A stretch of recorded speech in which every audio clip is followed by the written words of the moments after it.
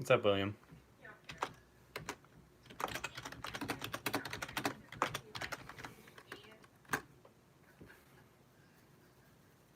Oh, I'm glad you finally caught it.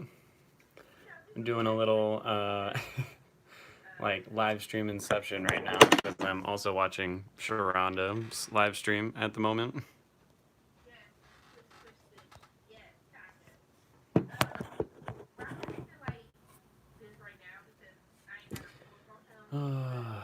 Long day. And job stuff is frustrating as hell right now. God damn. What's up, Silversight? So you're in 2 live chats right now? I feel you. Why so exhausted? Just frustrated about the job situation. I was, hey D. This is alive and alive. Because, wait, I'm like, check it out. I'm watching Sharonda right in front of me. Trying to keep up with the live chat on both right now. Hi, Jordan from Scotland. But, it's just an exhausting day because work is frustrating me with the fact that I was supposed to get a call from my director about a new job opportunity, like back on Sunday, and haven't gotten anything. And I waited all day today for that call, and it doesn't seem like it's coming, so I guess I'm gonna have to call her tomorrow, and we'll find out what's going on there. Just on the other one, too. And I'm still technically on both right now. Is anyone else dragging Robert? Because how's he about to leave her hanging like that? Oh, thanks. And yeah, it sucks a little bit, but, you know, it's the state of the world right now. Things are not awesome. Yeah, for real. Matter of fact, I'm gonna go to my unemployment page and see if I can make my claim this week or not. And yeah, Robert and Kyle appear to both be her friends. But Kyle's the one who's, like, you know, always there for her, and apparently Robert is leaving her in the dust. And yeah, the struggle is real.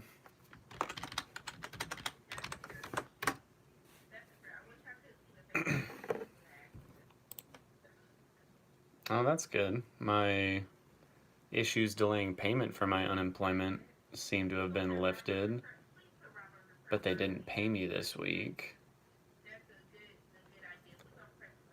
I thought they said that if you make like less than part-time hours, you still get to collect a little bit of unemployment, but so far they're like, oh, you made like $200 this week? That's plenty. Like, no, that's not, because that's before taxes and insurance. It's having a bad night. Oh, sorry you had a bad night, but I'm glad I can give you a little bit of a distraction. Oh yeah, I can't wait to post that Watchmen review because I just finished the episode and I have a big theory, which I will share with you in just a second. I don't want anyone to tell me if I'm right, but I got a big theory. You have to make below 150. I'm just gonna start telling them that I'm making 150 then. I'm 149 to be specific. Like, that's fucking bullshit. No problem, Wicked Little Town. Alright, so, my big theory for Watchmen. Just finished the 2nd episode. Oh, thanks, Jordan. I'm glad you liked them. I'm kind of sad the show's not going anymore. Like, right now, Watchmen and Haunting of Bly Manor and Raised by Wolves are kind of filling that void, but I miss it. It was such a cool show. It was so unique. But anyways, my theory for Watchmen. Again, do not tell me if I'm right on this one.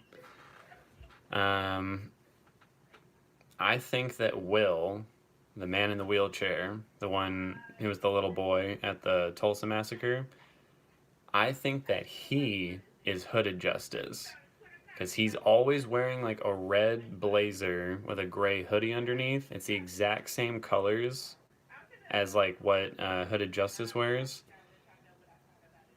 and he got out of the handcuffs inexplicably, and they put so much emphasis on those pills he was taking. So I'm like, are you Hooded Justice? Or the son of Hooded Justice, or some shit like that? So that's my theory, but that's just what I'm thinking right now. Won't say it. Oh, thank you. Everyone's like, interesting. And I'm like, does that mean I'm like really correct or really wrong? But I appreciate nobody confirming or denying, because I'm excited to see if they reveal that at all. Because I feel strongly about it. I'm like, I think that's what's going on, but I don't know for sure. I still don't know how that plays into like anything else. You guys are killing me. It's like, interesting. You all are doing it to me now. Like, I don't know.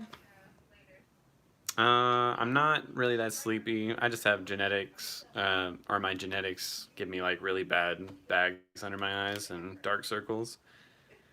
And I probably need to see like an allergist to see if my allergies are like really hitting me hard, because they're a little bit baggier and darker than they usually are. But that's just kind of how they are. It's all good. I know, and I feel like I see so many people. Like I look at Sharonda, and she has like such pretty eyes and like no like bags or anything underneath, and I'm like, why can that not be me? Why can't that be me? Like I kind of want to start wearing a little bit of makeup just so it's not quite as dark and ugly looking, but that wouldn't take care of the bags really. Aw, thanks, Taya. I'm sure the glasses do help a little. Ancient black people secret. Black people and Asian people, honestly, like I've never seen any of them with like really bad bags under their eyes. And yeah, some concealer would probably do me wonders. But I also worry that I'd put it on wrong and people would be like, Witch Hazel is not my friend. Alright, I'll give Witch Hazel a try. Hold on, I'm gonna look that up. How would I use it? It's just not as noticeable. That is a fair point. Makes a decent eye cream from what I hear. I mean, I'm using Priori eye cream, which is like they're a really good brand, but it only does like so much. Don't worry, before you go Diego, you didn't miss too much. Oh, I'm glad you're here, Kristen. Hold on, I'm looking up Witch Hazel right now. Natural remedy made from the bark and leaves of a plant called harmonica. I don't know what the fuck that says. Long used in traditional medicine. Witch hazel is usually applied topically in order to treat certain skin conditions. King's tannins, a type of natural compound with astringent effects. Okay. I'll have to get myself some. Can't be that much. If it's hereditary, you can't change it much. You can help it from getting worse. Yeah, that's pretty much what everyone says, which is unfortunate. Like for anything, it's not even the bags really that get me fucked up. It's the fact that it's like so dark around my eyes. Like I really want to lighten that, but you know, there is only so much you can do. And you said don't use a lot of the witch hazel. All right, put witch hazel on a cotton bud and rub it under my eyes. I think you call cotton bud something else though. Like a cotton ball. Oh, happy early Halloween. I'm not going to be doing anything for Halloween this year, but I'm excited for it. It's my favorite holiday.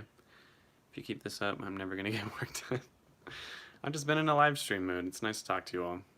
Cucumber and lemon juice apply with cotton balls. It helps. Okay, okay. Is it just me, or are we one of the most unlucky generations? Kind of. We got hit with the two economic crashes, two of the biggest economic crashes in entire U.S. history. Use tea bags. Y'all have so many different remedies here, but that just means I'm going to have to try all of them. I've seen a few guys use the Glossier concealer and it looked very nice. Alright.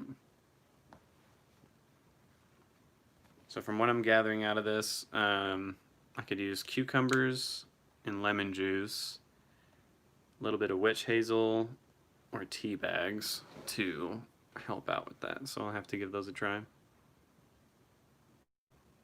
Just mix them all in a pot and try it. Just grind it all up with a mortar and pestle. See what I make. I don't know much about makeup, so I would not be know. I mean, I don't know anything about makeup. I had my one video on my channel where I got my makeup done for the very first time ever, and it was done by someone else, so I don't know what I'm doing there. But if this were year 1453, they would think we are witches for our alternative eye bag methods, and they would burn us at the stake. They probably would. I'll do my best not to go overboard. Me and my mom both have decent like body dysmorphia though, so every like little bad quality about ourselves, we're just like, I look disgusting. And I mean, yeah, they do have scientific merit from what it's showing me online. I noticed one thing also. A lot of people said, like, don't sleep on your side or your stomach because that makes blood pool up in your eyes and makes them darker. But I literally can't sleep on my back. Like, it cannot happen. I don't know why. I just cannot get comfortable like that and fall asleep. Imagine being like 70 and living through this garbage. Yeah, for real though. If I was nearing the end of my life and this is like some of the last stuff I was going to be living through, fuck that.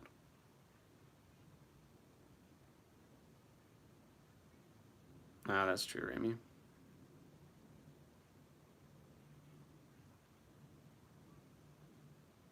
I'm glad I'm not the only one. Loquacious, how'd you change it?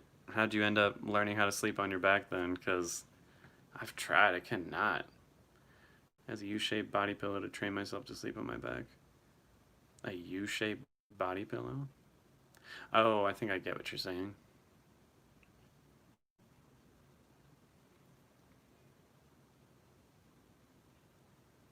I'm shaped like a sponge. Hey, Simptown. And I'm doing all right. I'm just frustrated with the state of the world. Have you ever had sleep paralysis? That's why I sleep on my stomach. I have had sleep paralysis one time. Terrified me. And that was while I was like sleeping on my side, so I was looking at the wall next to me. I had to do it because I developed sleep apnea that could kill me. Oh, I mean, yeah, that'll definitely be a good, I'm trying to think of the word for it. I don't know, good reason to make sure you start sleeping on your back. True, Silversight, true. Like we haven't even seen the worst yet. I just have this feeling of foreboding. Well, don't say that. Gotta try and stay positive. I would just lay with a pillow under my legs and knees until I got used to it. Maybe I'll do that too. Although I have, I'm such an idiot. I have one pillow. My one pillow. Hey, Daniel. Hey, Zakia. Yeah, I'll figure it out. It's just so difficult. And like sleep time is my time to, you know, like fully relax and chill out. And I can't like fully relax or chill out while I'm like trying to train myself to sleep on my back. So I just get so frustrated that I don't. Oh, thanks. It's like a gun shooting out the universe. I've had this shirt for way too long. I need to get a new one. I feel like something's gonna fly in my mouth if I sleep on my back. I worry about that, but with like spiders crawling into my mouth. Took you a couple of years. I don't have that kind of time. I need it now.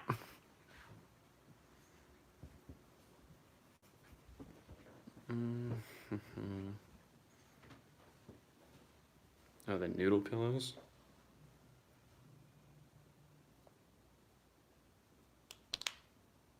Yeah, Daniel, I'm not like super tired per se, just exhausted from all the bullshit.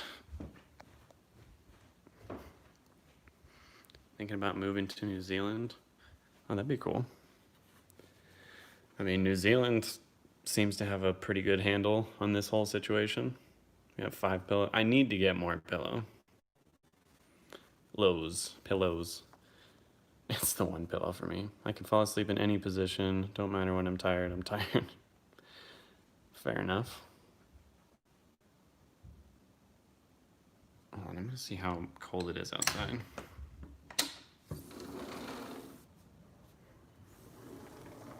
No, it's actually kind of nice. I had that dream of a spider crawling into my mouth, the most horrifying nightmare. Fuck that. Work from home, so moving to a new country is sounding more appealing. I also feel that. If it weren't for my mom being here and in prison, I would almost undoubtedly move to a new country. But I can't leave her here, so gotta stay. Oh, no, yeah, here it's just about to get dark. You can see the moon starting to come out.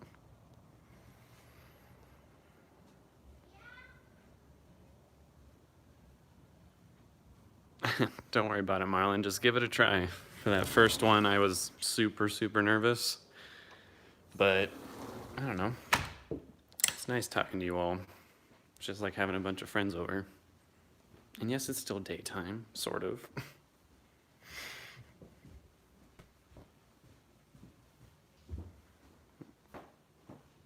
Oh, thanks, Kaisen. Or Kaisen. Oh, that reminds me. I should, like, draw for one of these live streams. Just go through my sketches. That'd be fun. What time is it there? You're like 8? No, it's, what time is it? It is 6 o'clock here. There on the East Coast? Yeah, no, I'm on the West Coast. Oh, it's already dark in Georgia? God, I really wish I lived in Georgia. Like, Atlanta's my favorite city. I love it out in Georgia. The only thing I don't like is the bugs. It's the only thing. Well, I also suppose the super redneck parts of, like, rural Georgia kind of suck too, but Nevada has really rural parts that also suck.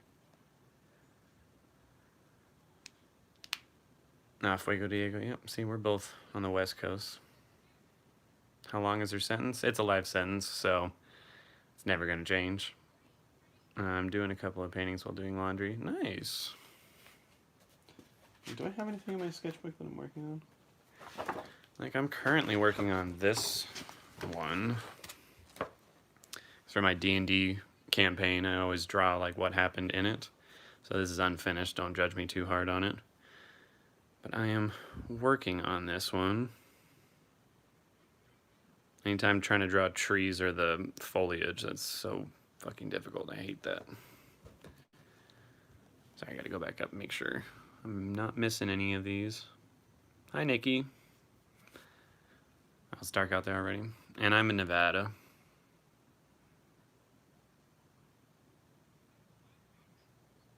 I lived in Georgia for 2 years, hated it. I didn't like it.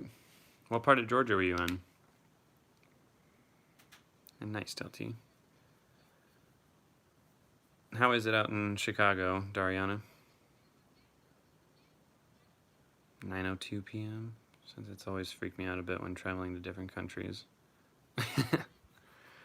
Sunset or like twilight is like my favorite time of day though.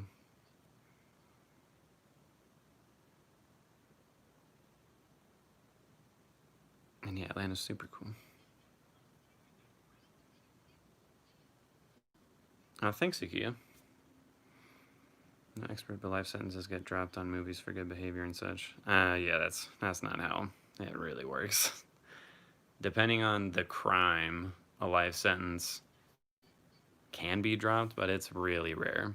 Like, normally sentences that get dropped are ones where they're like 15 years, 20-year sentences. When it's a life sentence, it's pretty much like, well, you might have a chance to appeal it after about 20 years, but chances of actually getting it appealed and it working are pretty low.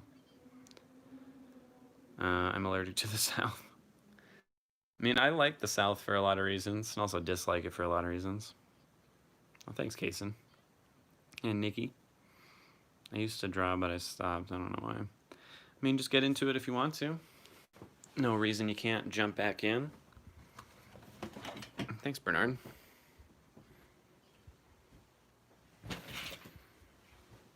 Good morning, Francis. What time is it over there for you? Can't listen or say the word Twilight the same way again because of Stephanie Meyer. I mean, I'm one of the few people that actually kind of like the books. Not like a lot, but I thought they were okay. And then the movies were just not good. Thanks, Nazareno. Henry County is cool. My sister lives in McDonough. I can't remember where those are in Georgia. Your dentist is in Henry County. We had some looting, which sucked because we were under curfew, but it's calmed down.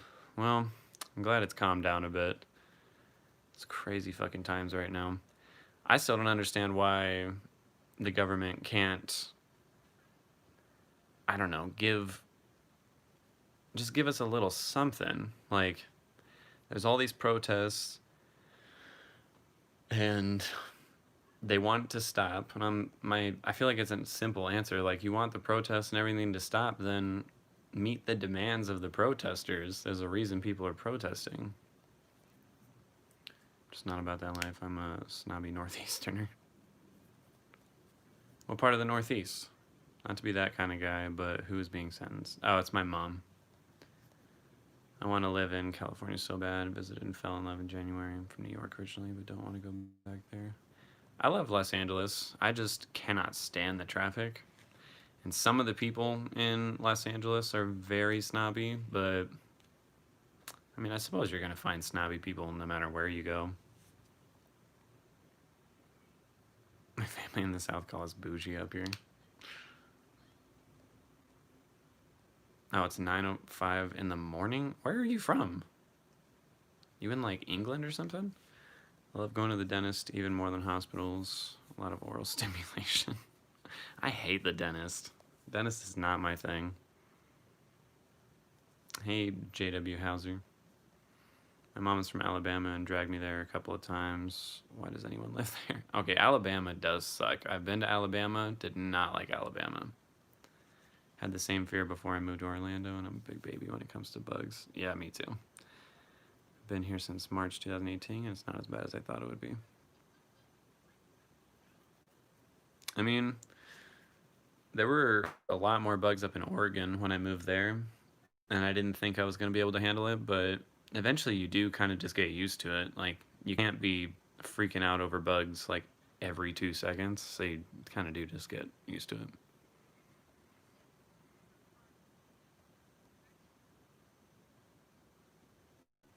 Hey there, Amhumans. Hey, just in time. Really like the books. True Blood was based on nobody ever talks about this series. Oh, I never read the books. I haven't watched the show either, but I've had people tell me I need to. What would you recommend to watch now? Need something similar to Lovecraft Country. Currently watching Witches of East End, but going through that quickly. I mean, right now, Watchmen, for me, is like the best thing to fill my time with after Lovecraft Country, but it's a very different type of show. Deals with some of the same issues, but in terms of like Lovecraftian, like sci-fi kind of stuff, I don't really know. I feel like there aren't many shows out there like Lovecraft. It was really, really unique. Watched the first Twilight movie and it wasn't even bad enough to laugh at. I mean, I laughed at it a lot. We need that elusive second stimulus. I mean, we would already have it if these fucking politicians weren't holding it hostage right now. They're like, You have to meet our demands first before we give you the stimulus. Like, motherfuckers, there are people being evicted from their homes. Can't put food on the table. Like, get fucking bent. So bored, I feel like I've watched everything. Yeah, I kind of feel the same way. I mean, I have all the ones that I'm watching now, but after that, well, actually, I do have a lot more after that, but that's just because I'm so far behind. Like, I haven't watched a lot of things that most other people have. Twilight is a great comedy series. Thought you guys meant Keith Raniere. He was sentenced today for like 120 years. He was the leader of. Oh, really? I didn't even hear about that. I've only been to Vegas to visit. How is it long term? It's fine. The best thing about it is everything is, or not everything, but a lot of things are like 24 hours. So you can always pretty much do whatever you want. But not since the pandemic. Pandemic made everything have like actual hours of operation as opposed to 24/7. Oh, you're in the Philippines. Nice.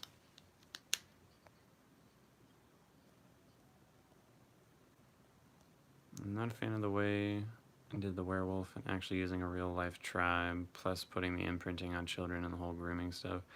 Yeah, there was definitely some fairly problematic things about that series, on top of it just not being great. Has it started to get cold yet in Nevada? It just did. Yesterday was the first day it finally dropped down into like the 50s, and today I think it hit like a high of 64 or something. So yeah, it's cooler now. Bugs in South Carolina are like Pokemon. I swear I fought off a Heracross. Have you guys watched Utopia on Amazon Prime? Maybe afraid to get the flu shot. No, I haven't watched it yet. My brother told me to watch it though. He said he liked it. And I also have Prime and don't use it like I should. Like I have it as a part of my phone plan because I pay for like the most expensive phone plan for what's it called? Mobile. I can't even think of what the phone company is called anymore. I know it's owned by T-Mobile, but yeah, I also have Prime on mine, and I don't ever really use it. You should check out True Blood. You would like it. I will. I had a couple people telling me to watch it, so I was like, all right. I'll do it. I'm a fan of witch type stuff, so I'm gonna watch Salem since it was on WGIN. Oh, it's like super hardcore. That's nice. And Dariana, that's what my brother said too. Utopia was constantly shocking him. Why did it get so bad halfway through, Taya? I only have the energy to watch reactions to stuff I've already watched. I mean, that's fair enough. I'm mad we didn't really get any good and true horror movies this year. I mean, we would have if Candyman had come out, but of course it didn't. Love for you to watch Hannibal. I've only seen season 1. I wasn't as into it as a lot of other people seem to be, but I might get back into it and watch the next couple seasons. And Kaysen, as for myself, we're doing fairly well in quarantine. I mean, it's not even really a quarantine anymore. It's more just like if you want to go out, then you gotta wear a mask and all that. I wanted to get into the show The Leftovers, but I just can't get into it. Anyone watch that one? Need someone. I mean, everyone's telling me to watch The Leftovers also, so I'm eventually gonna get into that. See if I like it or not. Should give us a first time story time one of these days. Are you talking about first time like the first time, or like first time about anything? There's no quarantine for me. Oh no. Sorry if you guys can hear that. Sounds like Scooby's having a bad night. There's no quarantine for me. I've been working since June and my job is not essential yet. Here I am. Yeah, I mean, I'm technically back at work also, and my job's definitely not essential, but I barely consider it being back at work because it's like 16 hours a week is not a job in my opinion. I mean, it is. It's just frustrating. Never be able to pay the bills off of 16 hours a week. Fell off the leftovers. I need to finish that. Vegas is definitely a place to lose time and not sleep if you don't want to. I mean, yeah. And no, I haven't watched Utopia yet, but I will. Prime has Degrassi and a bunch of movies on IMDb TV. Oh, nice. Well, then I should actually start using it more. You mean Sprint? No, mine's it's a T-Mobile thing that it's owned by Metro PCS. That's what it's called, and it's owned by T-Mobile. I like the idea of first time. Which first time are you guys talking about? I feel like I need to watch Euphoria, but I don't like shows about kids or teens. I mean, I like shows about kids or teens. Coming of age stories are very interesting. I'm actually enjoying my quarantine, pretty much a homebody anyways. I mean, that's how I felt at the start of the quarantine. I'm like, I just spend my time at home anyways, so what's the difference? And then I got really, really restless pretty quickly, so I changed my tune on that. Probably missed some seriously good original shows. Hannah, Carnival Row, The Boys. Still haven't watched Hannah because I've only seen the movie, but I thought the movie was really good.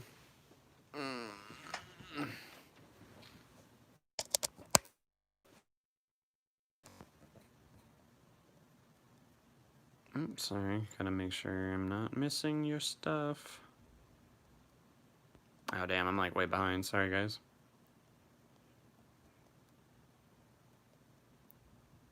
Utopia on Prime is an American version. I heard that the British original is a lot better. I mean, that's usually the case. Leftovers is good, but first season was hard for me. I mean, yeah, I really gotta get on a lot of these shows. But like I said, I gotta get through the ones I'm watching now. Love Vikings until we got to the last season. I mean, that's most shows. And yeah, the only thing I really use Prime for is also to order stuff faster than I normally would. And you think I'd like Big Little Lies? Alright. Add it to the list. About to watch UK version of Utopia. Nice. Are you gonna vibe out tonight? No. Probably have to save that for another one, because the last one got demonetized because of all the music, which I figured it would. So I'll just let that be like an occasional thing when I'm like, alright, I'm not really in the mood to get any money off of this, so let's just jam out. But yeah, tonight I don't think I will. And yeah, introverts are kind of thriving right now. Live by myself and now working from home due to isolation is pretty rough. Yeah, especially if you live completely by yourself, that would be kind of tough just in time. Now having a little in living color Chappelle Show Key and Peele marathon. Nice. Man, I really want to rewatch all of Key and Peele. That shit is so funny. The 3 months of quarantine I had were the best months of my life. I only use Prime to order stuff as well. Yep, same here. It's been a long time, but I just remember True Blood becoming more and more ridiculous. I mean, that's kind of how I felt about Skins. Like, by the end of it, most of the characters were really unlikable for me. Euphoria was Degrassi rated R. That sounds dope, actually. Because that was always what I wanted Degrassi to do. I'm like, these kids should be allowed to cuss. They should be allowed to do, like, the crazy shit that they're not really allowed to show. I don't get enough hours either, and I take public transit with people who don't know how to wear a mask. Yeah, fuck that.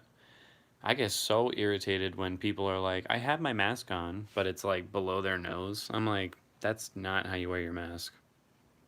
Like, hold on. I'll show you all how my dad likes to wear his mask, and I think he does it just to piss me off. Luckily, I don't live near him, so I don't have to see it often. But he literally, like, he wears it like this, with his mouth, his nose all open, but he's like, but it's on. Like, what's the problem? It's on. Like, I get so fucking mad at that shit. Like, you might as well just take it off. I really liked it at first, and it was only because I was attached to a few of the characters that I finished it. I watched like 2 episodes of Teen Wolf. It wasn't really my thing. Been recently exposed, intend to wear a make anytime I'm not home. Oh, a mask. Yeah. You gotta be careful. Like, I understand the chances of someone dying when you get it, especially if you're younger or healthy, is low, but that doesn't mean you won't. Still got to be careful. Euphoria, in my opinion, is the only teen focused show ever that accurately and unapologetically portrays the younger generation. That sounds good to me. Good night, Telty. You're going to bed already? It's only like 9 o'clock where you are. I'm going to get crap for this, but I really love This Is Us. It's really... I mean, I've heard a lot of people say they really liked it. Show us something spicy? No.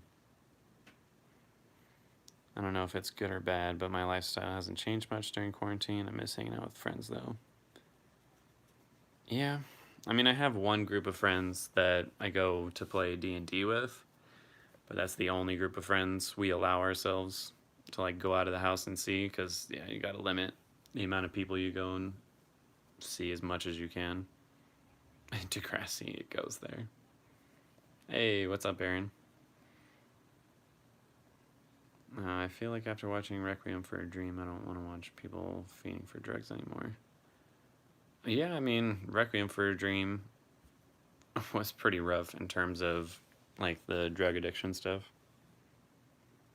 It's actually shocking how real everything was. I was like, how do y'all know this? I mean, they might have consulted with actual teens before they made it, which would be smart.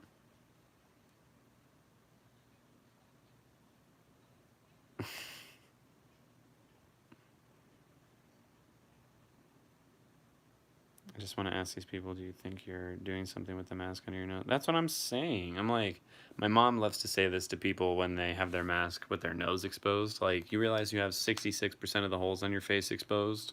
You're not doing shit. Just pull it up the extra, like, half inch. And honestly, Kristen, like, wearing a mask, it's not going to kill you. If I can wear it during a whole 8-hour shift with no problems, nothing, then, like, you can wear it for the 20 minutes you need to go down to Walmart. Like, Jesus Christ.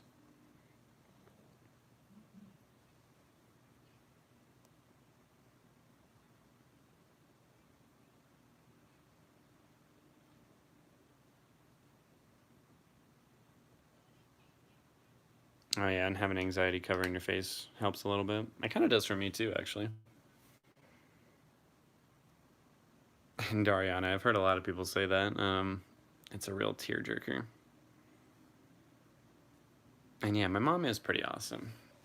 She, I don't even know how to explain it. Like, she's just awesome through and through. Some of them do it on purpose to own the libs. No, yeah, they do. They're like, ooh, I have my mask on, but it's not gonna be. I'm like, y'all are fucking like children. Like, I don't understand the mentality of, like, make liberals cry again. I'm like, dude, if Biden wins this election, I am going to get like 12 shirts that says, like, make conservatives cry again, just to fuck with them. I'm like, you all wanted to play that game? Fuck you. This is how it is now. Hold on, I'm gonna go through some of my artwork for my D&D campaign. So each of these, like, makes like a moment from the campaign, and I try to, like, bring it to life. So this was like an earlier part when, like, one of the characters who has dragons, like, shows up. Oh, thanks, Nelson. My dad is on oxygen and wears a mask. That's what I'm saying. Oh, thank you, Loquacious. Like, there's so many people who scream, like, I have a health issue, and I'm like, you're not being deprived any oxygen by wearing a mask. You're not. You're not. It has been scientifically proven. I have an oximeter that I used after a full 8-hour shift that read the exact same as it did in the morning before I left for work. I'm sorry, I'll get back to the artwork in just a second. I'm avoiding public places for about a month, no matter who wins. Yeah, that's probably smart, actually. Hey, Maria. Is this your first time on one of my live streams? I feel like I've seen you on here before, but it's good to see you. I cried through all of season 1 of This Is Us, 5 minutes in the episode. Oh, great. I don't like crying, but it's easy for me to cry. Hey, conservatives, I am the captain now. Oh, thank you. Kaysen, I was referring to. Oh, this is your first time, Maria? Nice. And you're taking November 3rd and 4th off. Probably a smart idea. Hi, Noel. When will the US election result come out? I mean, it could be the night of, but I doubt it. I'm thinking it's more than likely going to be at least 4 or 5 days before everything's fully counted and we can definitively say who got the popular vote. I'm doing cartwheels around my block if Biden wins. Yeah, me too. Thanks, Kristen. They do make us cry because they have terrible hygiene. We're crying from their PO fields. Do we get a chance to have a room tour? Sure, I'll do it real quick right now, actually. It's a little messy, so I apologize for that. And it's not very big, so I got my Cheez-Its right on my bed. It shows you my habits at the moment. My bed, which I have all my shit on right now. My I voted sticker. Antlers that I've had since I was like 4 years old, hang all my hats and scarves and everything on it. My quiver for my bow and arrow. My actual bow. My PS4. Picture of my dad and my stepmom, who I'm not speaking to right now. TV. Computer. And, oh, a picture of my lovely mother. A couple of them, because I adore her. Hold on one sec. So that's me when I was like 7 years old, if anyone wondered. Hold on, I'm trying to go through all these. Again, the artwork that my mom has made, some artwork that I made. Oh, and there's me as a baby with my mom. And then all my books. Or not all of them, but most of them. And then back to my bed, so that's about it. Alright, now I gotta go back and make sure I read these all. If I'm wearing a mask is that hard, stay home. Honestly, no one wants you out here anyways. And yeah, it's gonna take a little while. It'll probably be another Bush v. Gore situation. Yeah, undoubtedly it will. Probably even worse than that. But yeah, that's probably what it's gonna be like. This feels like I'm talking to a very big celebrity right now. Oh, I appreciate it. Finally able to catch one of your lives. Oh, nice. Glad you're here, Colm. Oh, and it's pretty late there in the UK. Sorry. It's only like 6:30 for me. I don't think he would accept the results of the election if he loses. He won't, but if it's a landslide victory, there's not really anything he can do about it. If it's not, then we all might have to worry a little bit. I feel like we're going to have a Bush court. Yeah. More than likely. I'm actually scared of what radical conservatives will do if Biden wins. They're crazy enough as is. Yeah, I'm a little concerned too. But I feel like either way, at the end of this election, we're going to have a lot of really pissed off people, one side or the other. Trump is going to barricade himself in the White House if he loses. I mean, even if he does, like, the rest of the government and the military is still going to be like, look, dude, you can't stay. We will forcibly remove you if we have to. But that's only if it's a landslide victory or if the Supreme Court votes in favor of the election being fair. And yeah, at least we're ready for the delay this time. Oh, and yeah, Maria, those are mostly pictures of my mom. And there's like one or two of them of my sister as well. Thanks, Megan. Are those white cheddar Cheez-Its? Don't call me bougie for eating white cheddar Cheez-Its. They're good. Aw, thanks, guys. You have Cheez-Its on your bed now, too? Cheez-Its are dope. I have 4 or 5 dream catchers in my room, my coexist flag, and a lot of crap. I was like, I don't have a coexist flag. I should have one. But I do have my my Love is Love pendant with my bracelet that I should wear more. I don't know why I don't.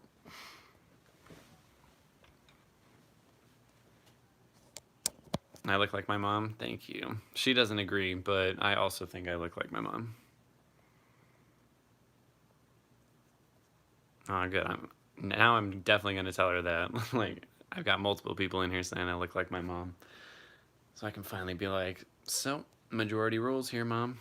Agree, Tanya. I rarely get out of the house because it's hard for people with glasses to wear a mask. Oh, yeah, wearing glasses with your mask. My roommate wears glasses, and he has to wear 3 masks, like, at once when he deals with his patients because he works in hospice care. And he can't see anything, like, while he's working on that. Grinder or Scruff? It's Scruff for me, Leonardo. That photo with your mom is everything. Aw, thanks. Evening, the brain of Jen. He's going to have a huge tantrum if he loses. I mean, he's going to have a huge tantrum no matter what. As soon as anyone says, you know, I don't really like, he's just like, stupid liberals. Like, he has a tantrum over everything because he's a fucking baby. I'm trying to get my Twinkie. You're just going to have to work for it. That new SCJ, though. SCJ?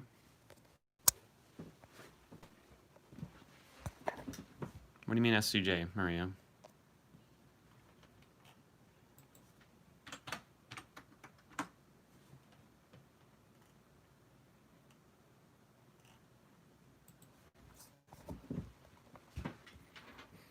I'm a fan of the toasted cheddar cheese. Oh, those are dope too.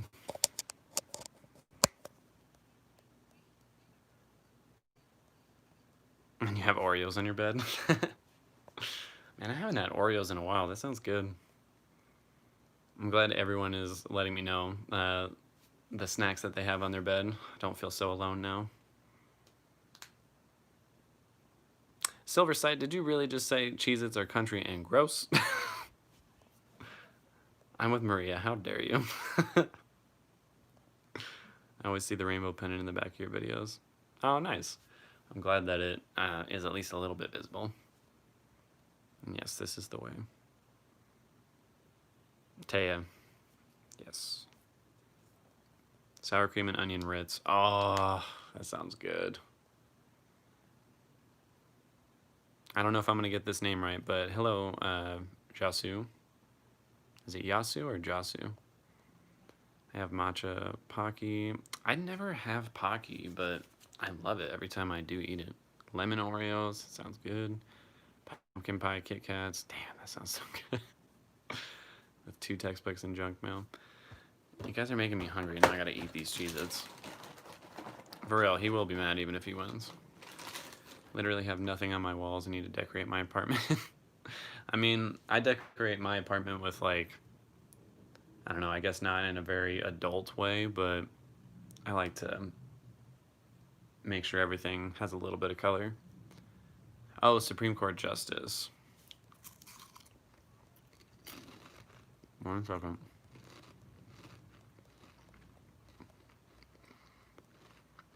Me, I'm still pissed that they got her pushed through. I hate her stance on just about everything. And the fact that they wouldn't let Obama put a Supreme Court justice on when there was like 9 months until re-election. But in this case, they're like, oh, well, it's fine if we do it a week before the election. Like, fuck off. Hi, the Abstract Oracle.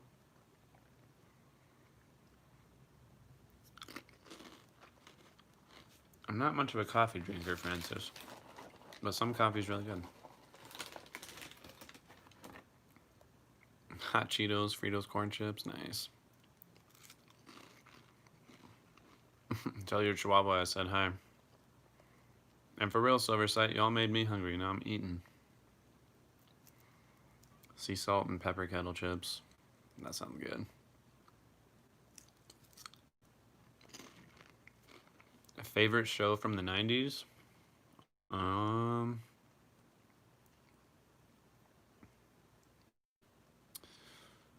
It's hard to pick a favorite.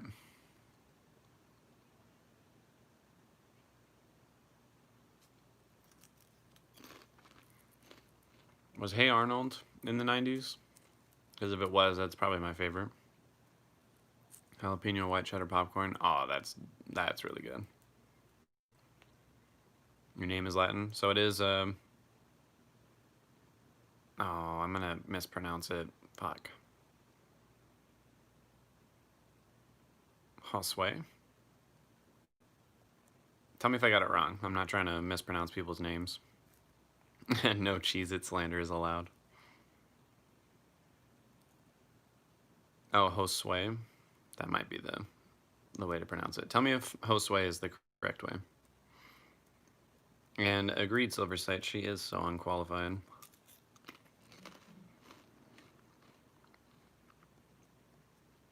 Zakia, you're killing me right now with these foods. I want them so bad.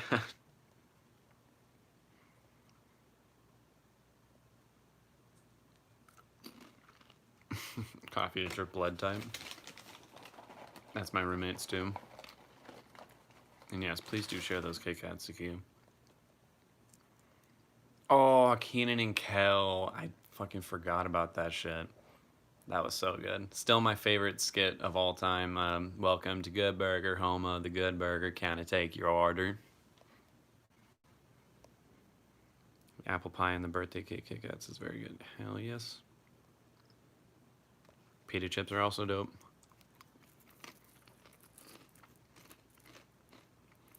How's that going, Rami? I've never actually baked a cheesecake. Doesn't seem like it would be too hard, but I always say that right before I fuck it up.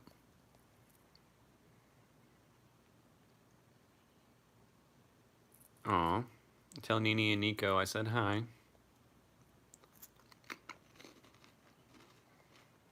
And the Supreme Court situation is disgusting today.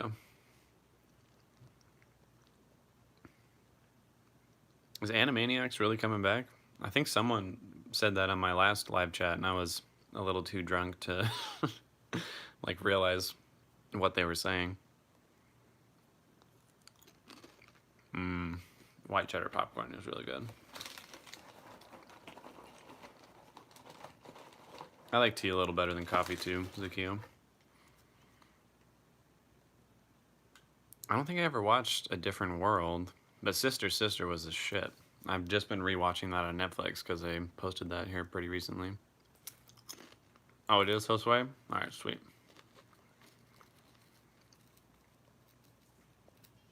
Iced coffee is pretty good too. I don't drink coffee either, but love mocha ice cream. Ah, mocha ice cream's so good. I would say I like coffee flavored things more than I like coffee. But like I said, there's still some coffees that I do like. Oh my god. Sorry, I don't mean to talk with my mouth full, but As Told by Ginger, that was fucking good. Was The Wild Thornberrys 90s or early 2000s? Because I also really love that one.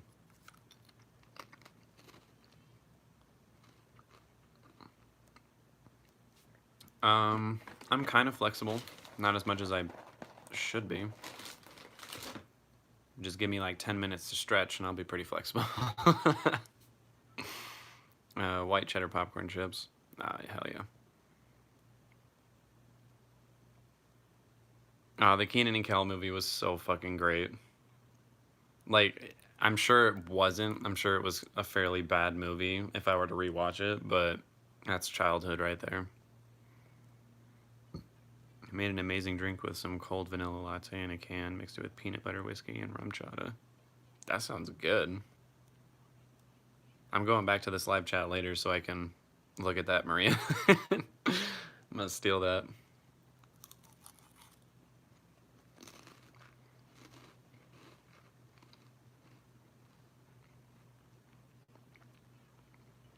And Gemini, that's a good idea.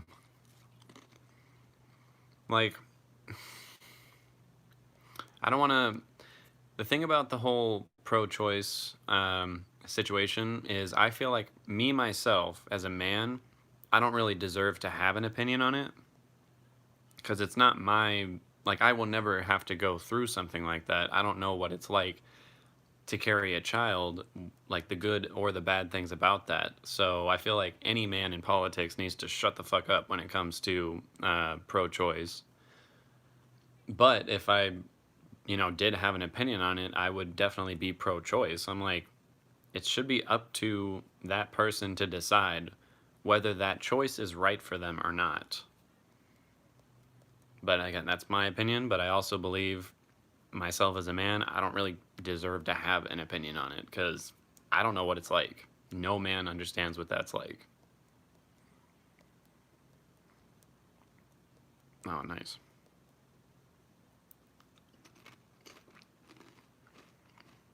Oh, wait, that drink's called a Lady Grey. That's cool.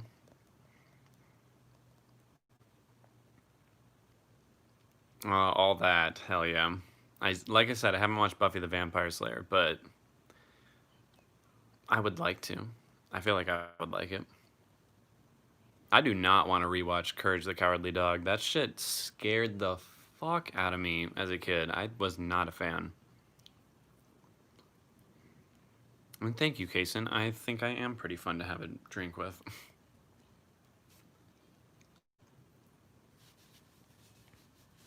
Yeah, so many people are Buffy lovers. I should really watch that. And hell yeah, matcha flavored anything is fucking good. I miss politically incorrect comedy, especially outside of SNL. Yeah, some politically incorrect comedy was really funny, and some of it was just straight up offensive. So I see why they've strayed away from it, but I also miss some of the jokes that did really just they hit better. Caitlin's Away sounds really familiar, Eric. What is that one? I watched X Files with my dad when I was younger. I liked it. This is all that.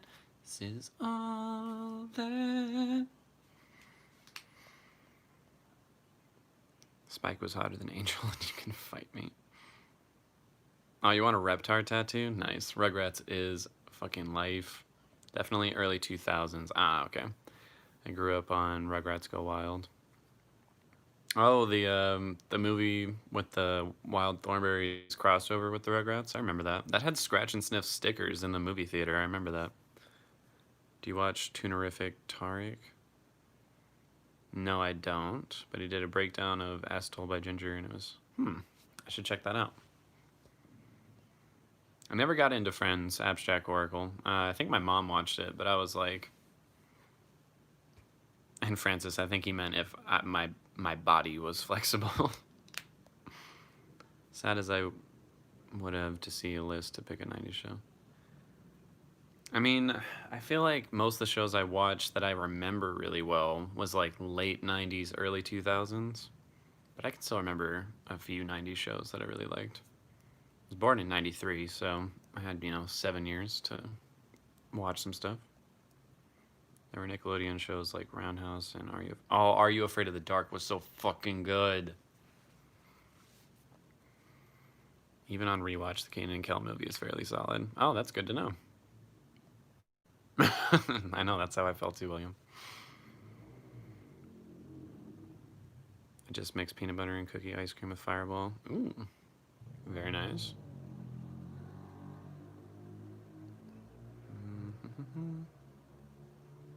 Yeah, I think Wild Thornberrys was early 2000s. I'm almost finished with Xenoblade Chronicles. I never watched Xenoblade Chronicles.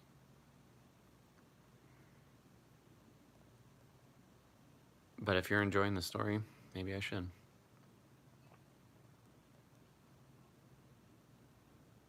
Since you're eating, I'm eating my smoked Gouda from Trader Joe's. Nice.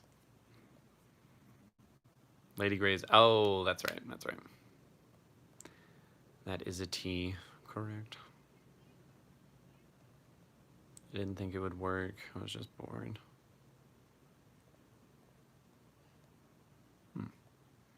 White male privilege will never let go of the power they brutally cultivated over 400 years. Yeah, probably not. But one can dream, I'd love to see you react to Buffy. I mean, I wouldn't mind. Because I've never seen, like, any of it. I think I've watched one episode just randomly when it was, like, being rerun on TV. So, yeah, I probably will be reacting to Buffy on my channel. I don't think anytime, like, super soon, but I'll do it. None of these men are telling other men what they can do with their bodies. That's what I'm saying.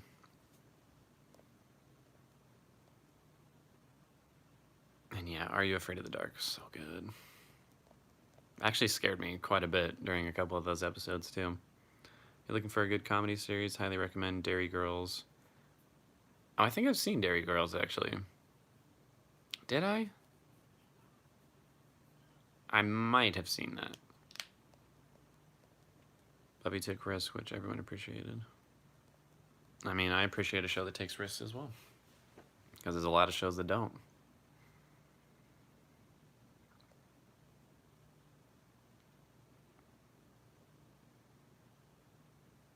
Caitlin's Way sounds so familiar. I feel like I have seen that. Kids in the Hall was good. I don't know if I've seen that one though. Leonardo. Did y'all watch Unsolved Mysteries? I've seen some of it. I cannot sing, Abe. I cannot. Maybe we should do a Zoom thing or the like Sunday. Yeah, that'd be fun. I want to do like a Twitch stream at some point with all y'all, just to either play a video game or like we can all watch a show together. I think that'd be fun. It would have been a great All That cast member. Thank you. As a kid, I really wanted to be a cast member on All That. They're pro-life, but they think putting on a mask is a personal choice. Don't even get me started on that, Mimi. That shit irritates me so much. Because they're the ones who will go around and be like, oh, all these liberals out here saying, you know, my body, my choice. But then when I try to take my mask off, then suddenly it's not my choice. Like, bitch, if you think that's the same thing, ooh, that really drives me up a wall when I hear that fucking argument. Watched Unsolved Mysteries. Season 1 was a lot better. Good to know. Caitlin's Way was early 2000s Nick show about an emo horse girl. I mean, it's not the best description, but it's jogging my memory. Hold on. I have to see like a picture of this. Caitlin's Way. Sorry, I know the camera's really close right now. There we go. Yep. There we go. All right, Caitlin's Way. Oh, yeah. Oh, my God. Okay, I did love that show. Just needed to see the main girl, and then it all clicked for me. I was thinking of a cartoon for some reason, but, oh, yeah. It was a live-action show, I remember. Oh, yeah, please do send me that Silver Site. Been relating to Angelica from the Rugrats now. I mean, Squidward and Angelica from Nickelodeon are two characters I hated as a kid, but as I get older, I'm like, I get them. Like, I get where they're coming from. Dexter's Lab. I never really watched Dexter's Laboratory. I remember he just kind of irritated me. Like, I think I would like it now, but as a kid, I remember his voice just, like, drove me crazy. I was Gerald from Hey Arnold for Halloween in 8th grade. Nice. Did you do like the really, really tall hair? Because that would have been funny. 100 Deeds for Eddie McDowell.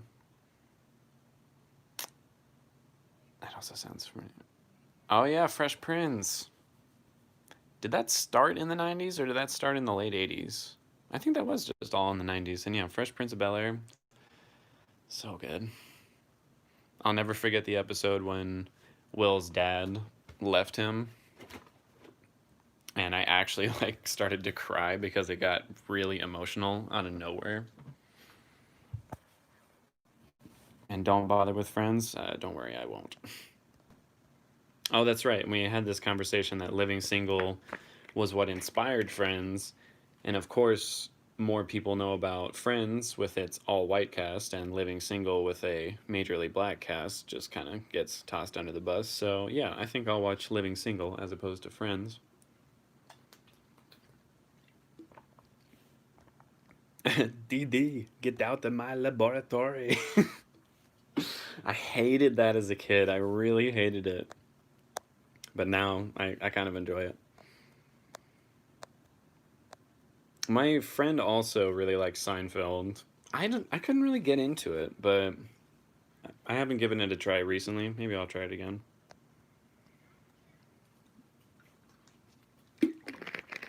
Sorry, I'm so thirsty.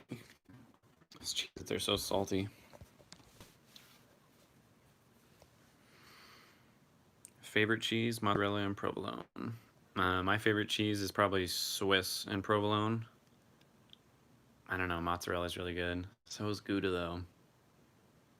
You can tell how wide I am by the fact that I'm just like, cheese.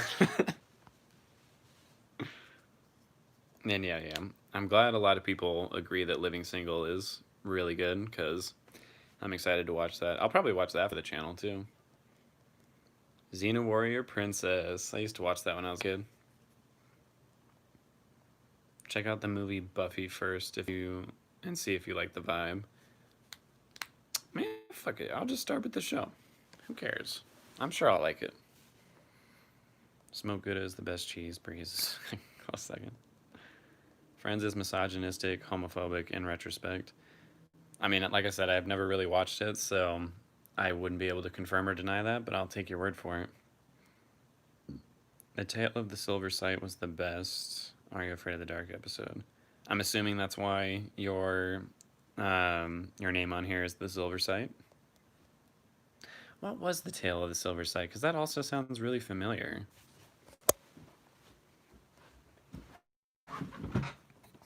Hold on. I'm looking that one up. Jesus. The Tale of the Silver Sight. Oh, was that a 3-part episode? Jesus Christ.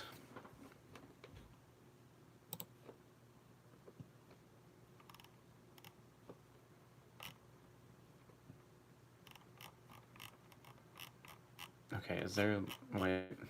Alright, I don't have time to read all that, I'm sorry. But I'll take your word for it.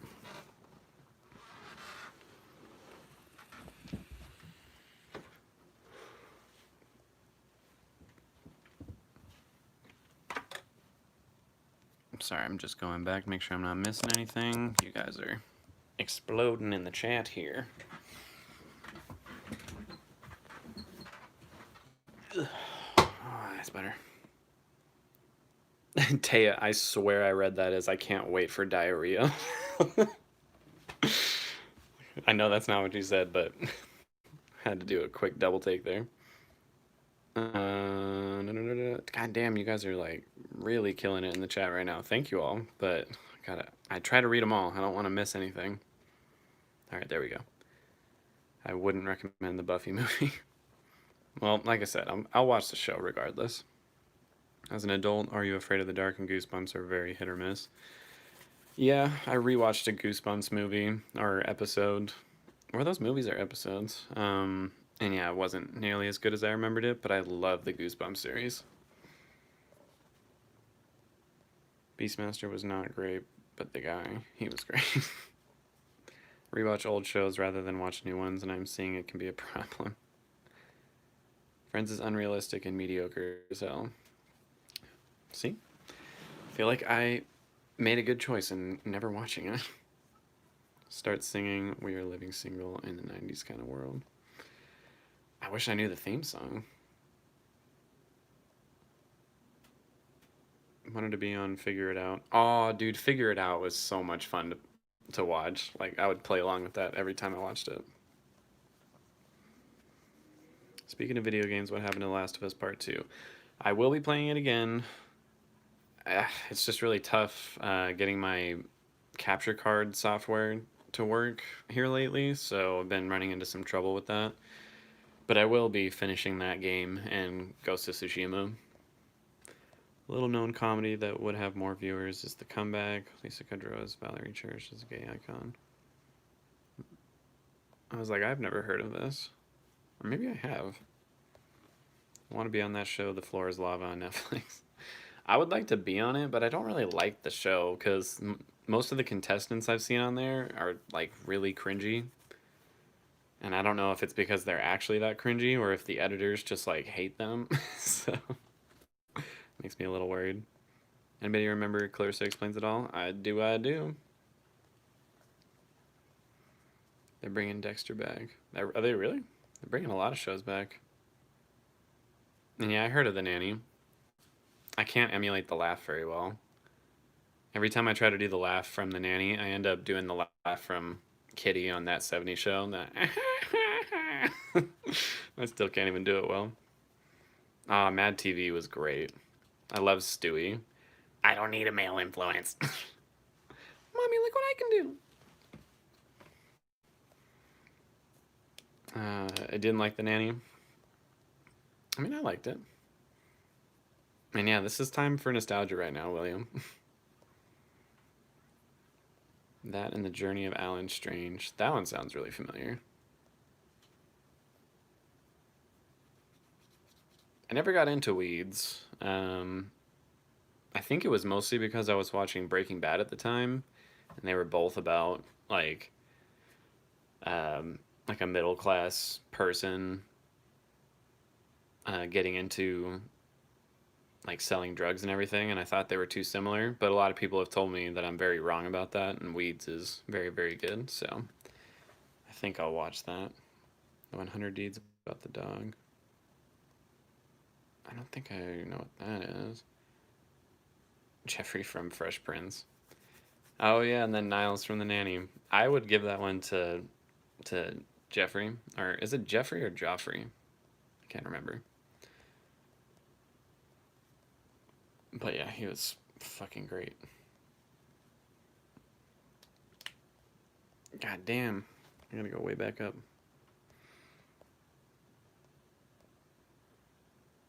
Nancy was my favorite toxic white woman. Most people don't know that little fact about living single and friends. Which little fact are you talking about, Trisha? What I was saying, or did someone else say something? Not much for comedy. My all-time fave is Golden Girls. Ah, Golden Girls is great. It's not 90s, but Crazy Ex-Girlfriend is really good too.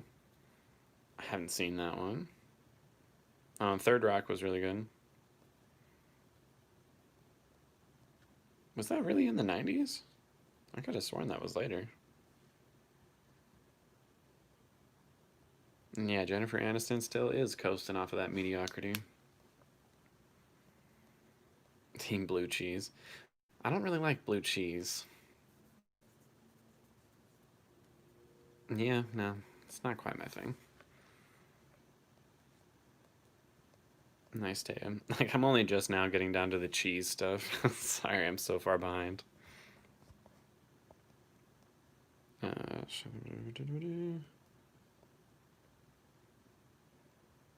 there's a lot of old shows that haven't aged well, but some of them have.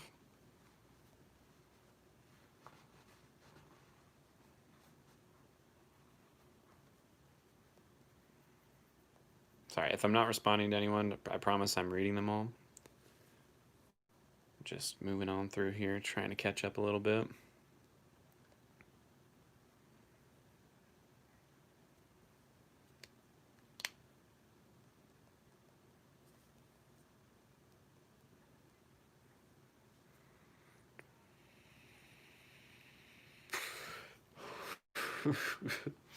I just read what Kristen wrote in there. And the heart attack would say, "Thank you for being a friend." Hey, January. What's your favorite horror movie? Probably Hereditary. But there's been a lot in like the past 6 or 7 years, I think, that have been really good. I thought It Follows was really good. I thought Get Out and Us were really good. I liked Midsommar. I know Sharonda from Pay Your Weight doesn't really fuck with that movie, but I thought it was good.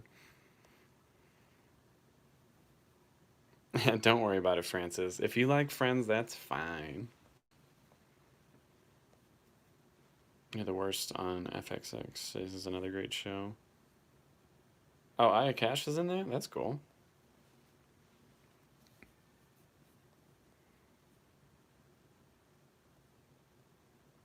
Oh, and Dariana, you liked Phoebe.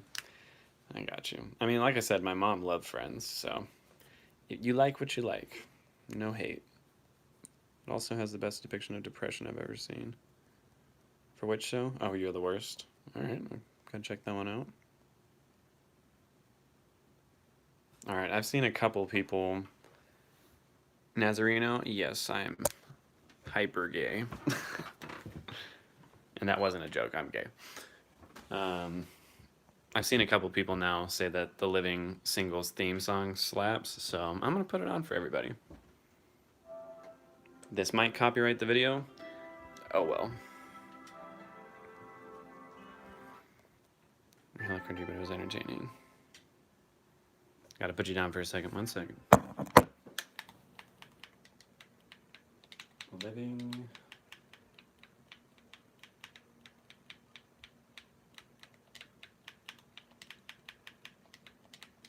Single. Why is this so hard right now? No! Sorry, working with this is frustrating.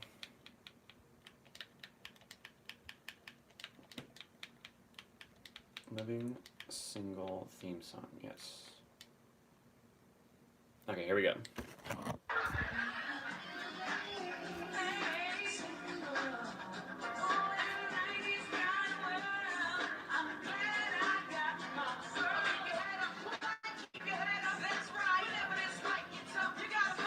All right, yeah, I'm feeling it.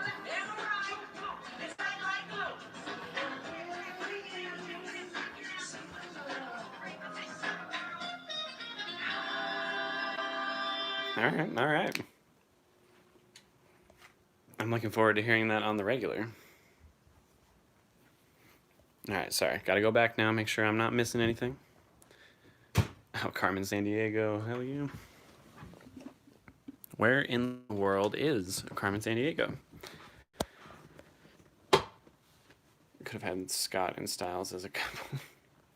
I do not care for Midsommar's third act. Really? I liked the third act. Like, I actually liked where the movie ended up. Feel free to go a little into it, Maria. What about the third act did you not like? Because I actually really enjoyed it. I had to get something to eat right quick, because Jesus. I mean, I'll sit here and just fill up on Cheez-Its, but I feel you. It Follows made me use condoms. Should be using condoms anyways. But yeah, no, that was one of those movies that really freaked me out. That was a great horror movie. Just rewatched Birth. It came out in the early 2000s with Nicole Kidman at the time. Came back as a 10-year-old boy. That sounds really trippy. There's something about Mary. How'd you get the zipper all the way to the top? And thank you, Taya. I will also fight people on Hereditary. I'm like, that was one of the most well-acted movies I've ever seen. I thought the story was actually pretty damn good. The scares were fantastic because it wasn't jump scares. It was just stuff that the longer you looked at it, the more it freaked you out. Like, that was top tier. Love that movie. And it was very shocking in quite a few parts. And very disturbing. Oh yeah, Dario was good. Oh, you didn't like Dario? Silver Sight? I thought it was good.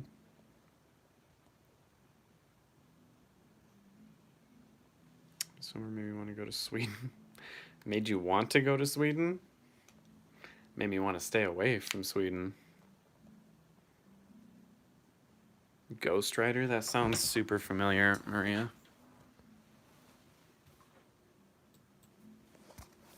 Two seconds.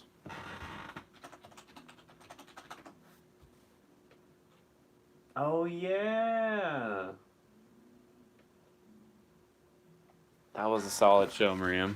Totally forgot about that. Nice mystery.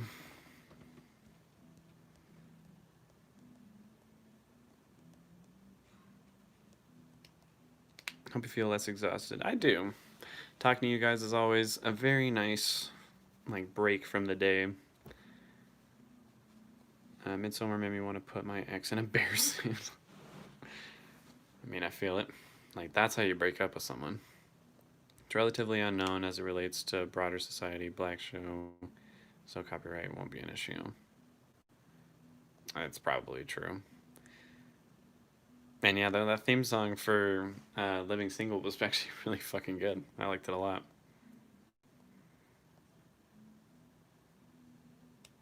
Going back to playing Hades and working on the gay romance option. Hell yes. Midsummer looks so happy because it was bright. Then all the weird shit happened. Yeah. I mean, it definitely, I don't know, even though it had like really bright colors and everything was really pretty, there was just a certain nature about the acting and things that happened in the movie that was really unsettling, even when it was like technically happy moments. So I was like really uncomfortable like throughout that movie.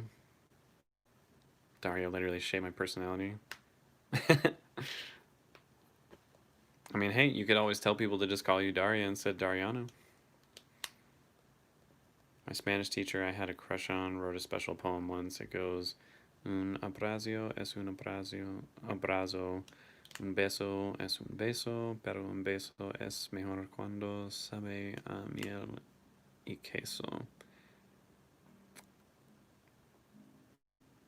Beso has to do with your mouth. Does that mean kiss? And I know queso is cheese. Sorry, I don't know enough Spanish. And yeah, the jazz at the end of that theme song was fucking awesome. No, I don't have a boyfriend. Pandemic got me all wigged out on that kind of stuff, so I haven't been meeting anybody. I feel Daria in my soul. Nah. Have you seen The Witch or The Lighthouse? I've seen The Lighthouse. I thought that was fantastic. But I haven't seen. Oh, no, no, no.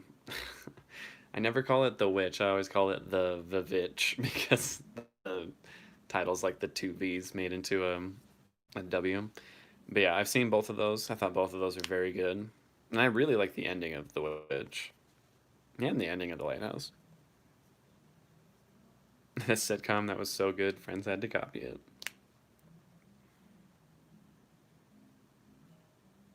Oh, yeah. Have you ever watched Gummy Bears? The theme song was way too good for a kid's show. No, but as soon as you said that, that just reminded me of the Robot Chicken episode with the gummy bear that gets its leg caught in a bear trap. Just the one where it's like, I'm so happy because I'm a gummy bear, and then traps it, and she's just screaming bloody murder. Like, motherfucking fuck. That shit was hilarious. That's So Raven was so good. I'm playing the That's So Raven theme song. I don't give a shit. That probably is too mainstream and I'll get copyrighted. I don't care.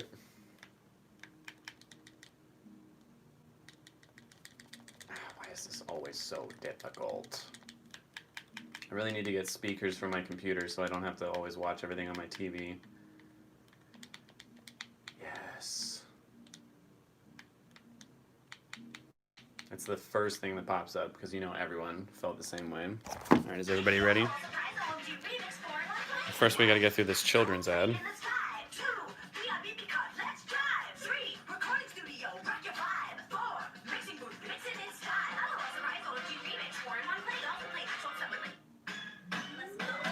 Gaze into the future.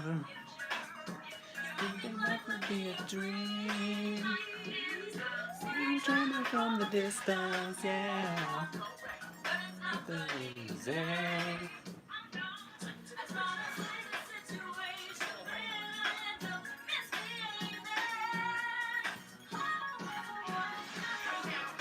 Dude, this is the fucking best.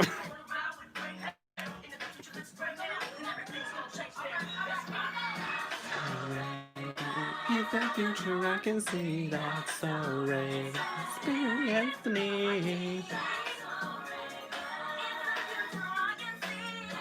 A new best on me kiss. Me, yeah, that's me. The best.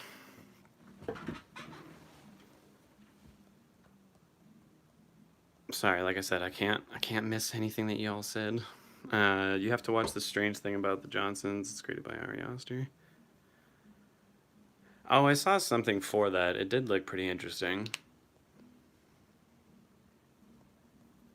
Just seemed like the third act got away from it. Like it just went for shock value over story. Now, I did like that dude burning up in the bear suit, but honestly, the director just does too much. I mean, he does, but I feel like that style it's really good for like psychological horror because it goes so off the rails that you don't even know how you're supposed to feel which I liked, but I see what you said, or I see what you're saying right there. I dig Midsummer, but the festival part did go a bit long. Yeah, that part did go a little bit long, but it also really unsettled me. Oh, the others. Me and my mom were just talking about the others. We both really like that as well. PBS show Zoom. That sounds familiar as well.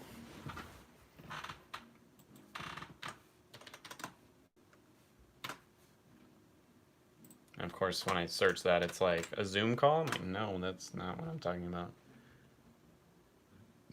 Actually, I don't think I've seen that.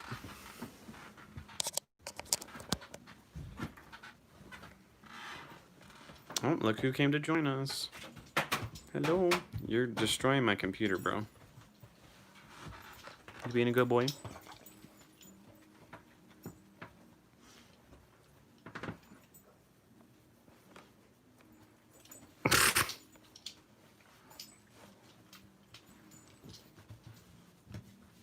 Little Scooby.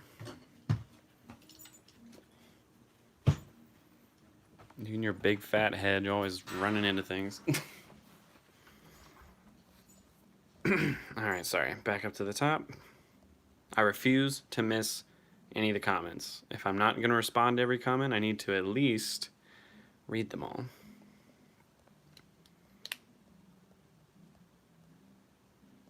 God damn it, you guys are commenting a lot. Love the first Insidious and the second Conjuring. I love the first Insidious and the first Conjuring. Wasn't a fan of the second Conjuring or the second Insidious.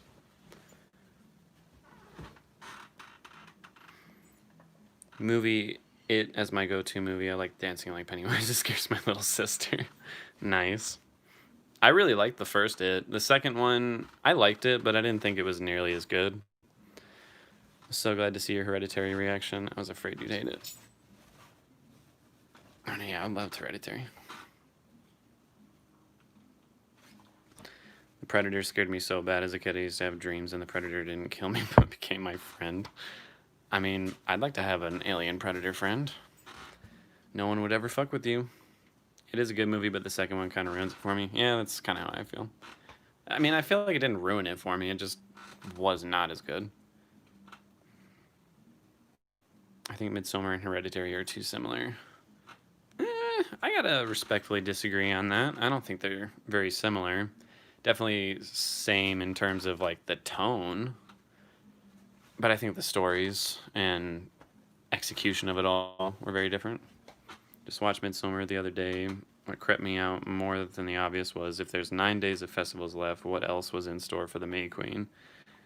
That's a good point, actually. Didn't even really think about that. I agree, that's what made it so off. I'm glad you're watching Devs. Have you seen Annihilation? Yes, I loved Annihilation. A lot of people didn't seem to like it, but I thought it was really cool. Oh, you're really trying to pull this out of my hands, Scooby. Jesus Christ. It's creepier to see those brutal things in the light. Yeah, I mean, you don't expect things like that to happen when it's like bright and pretty outside, which is why Midsommar kind of got me. Just want more male-on-male romance in television. My pet isn't doing it anymore. Yeah, I want more of that as well, but people are still homophobic or just not willing to look at things like that. Give me that. You mean a good boy? Okay. It's creepier to see those brutal things. Yeah. Midsommar was better for me, but Toni Collette did her thing in Hereditary. Yeah, for real though. Toni Collette, she is so good. Oh yeah, The Witch was kind of sickening, but I mean that was one of the reasons it was good horror, I think. And yeah, the baby fat was ew. The Wheel of Time community, since you seem open to fantasy.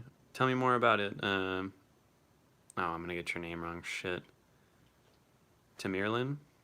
Tell me if I got that wrong. But yeah, tell me more about the Wheel of Time community. Toni Collette is an underrated queen. She really is. And yeah, Annihilation was awesome. The way that I didn't realize until like 2 weeks ago that the ending was indeed not happy, as Danny was literally indoctrinated. I mean, yeah, it definitely wasn't a happy ending, because she became a part of that community, and who else, you know, even knows what happened to her. But in a way, it was a liberating ending for her because she finally was able to like let go of everything she was holding on to. So it was a bad and a good ending. More bad than good, but yeah. And yeah, the First Insidious scared the shit out of me.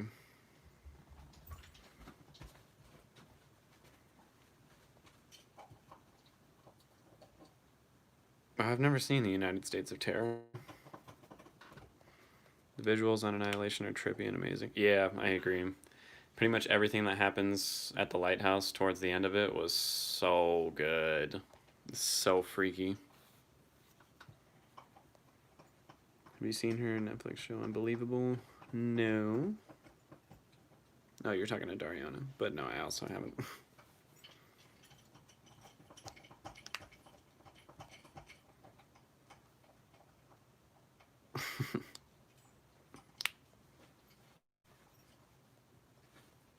It's so sad that Eddie got addicted to drugs because, you know. Oh, yeah, I heard about that. That was pretty sad.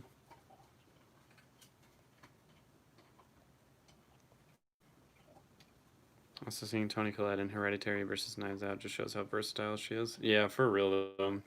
Knives Out was also fantastic. I love that movie. Raven Simone was like the Beyonce of the Disney Channel. She really was. I still can't get over her comment, though, of every continent in Africa. I'm sure it was just a slip of the tongue, but it was so funny. What? You just want attention? You want these live streams to be all about you? I don't know, it's so hard being a dog.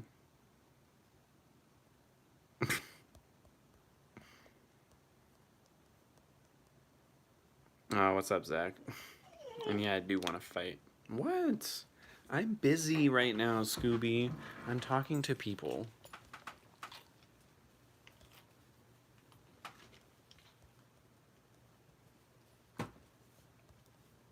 I'm so far behind. I refuse to not read them all, though.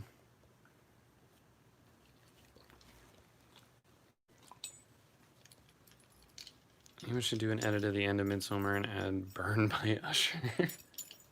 No!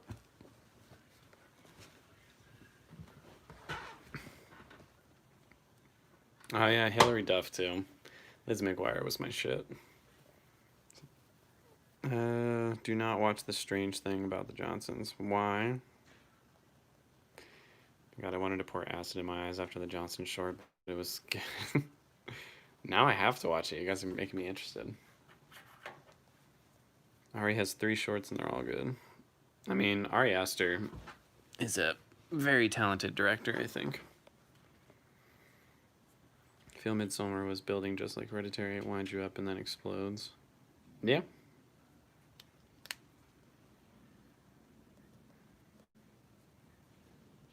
Like, all of you saying how disturbing the Johnsons short was makes me really want to watch it.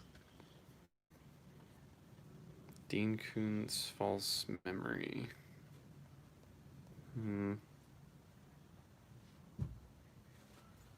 I'm also looking forward to Ari Aster's 3rd feature film. I think it'll be good. And no, I have not seen the DuckTales reboot. Oh, and thank you all for the love for Scooby. Scooby, they all love you.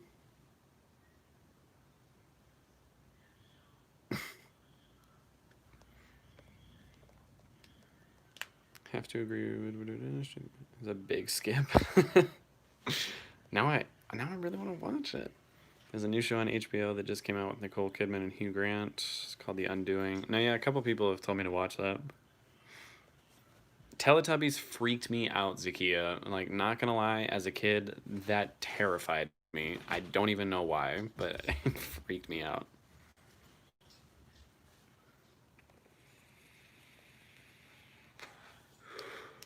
Definitely have a point there, Gemini.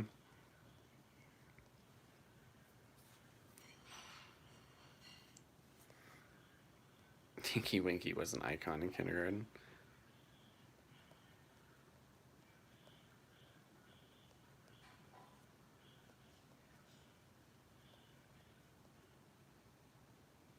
And I agree, A24 does make some pretty good movies.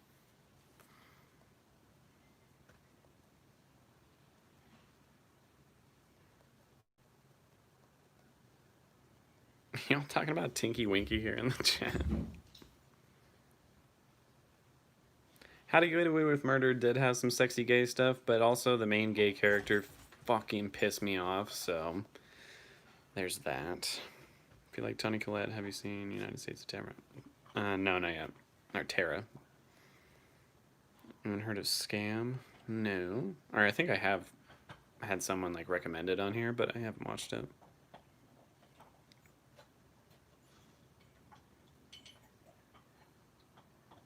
No way was that Toni Collette in Sixth Sense. I did not even realize that. Ow. He's nibbling on my toes. If you like fantasy sci-fi, check out Lovecraft Country. Oh no, yeah. I don't know if you're talking to me or someone else, but yeah, I've covered that show and I did love it very much. Oh, thank you, Maria. You already got me covered there. The Sixth Sense is one of my all-time favorite horror. Yeah, I love The Sixth Sense. And is that really Toni Collette? No fucking way! I haven't seen it in so long. I did not even realize. It's not totally horrible, but I love The Invisible Man. I thought that was actually great. Like, I've seen a lot of people say, like, it wasn't nearly as good as some people hyped it up. I thought it was really cool. It's a very unique idea, or like a unique execution of the story of The Invisible Man, I think.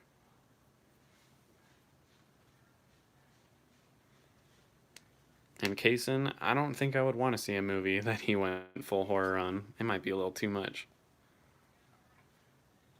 Unbreakable eats The Sixth Sense. Okay. I liked Unbreakable, but I definitely liked The Sixth Sense better.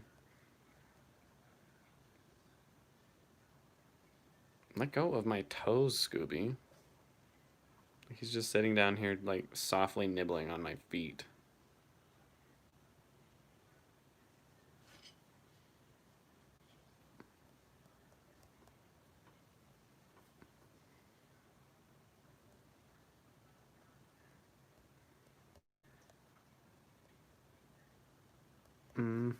Sorry, I'm just making sure I'm catching up here. Hello, Chloe.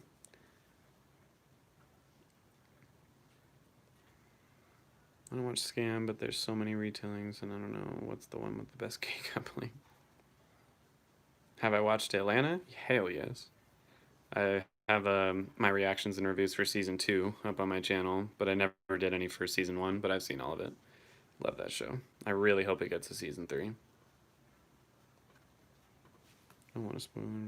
I feel like I'm getting into acting in Canada and the European continent is easier and more diverse than getting into acting in Hollywood. That's true.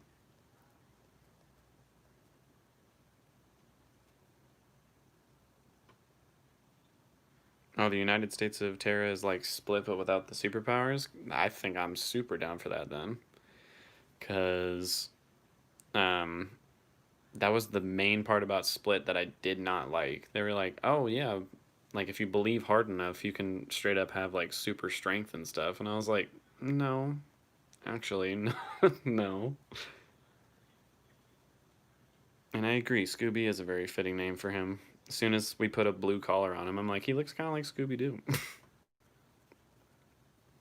And yeah, that every continent in Africa joke, or comment, that got me good.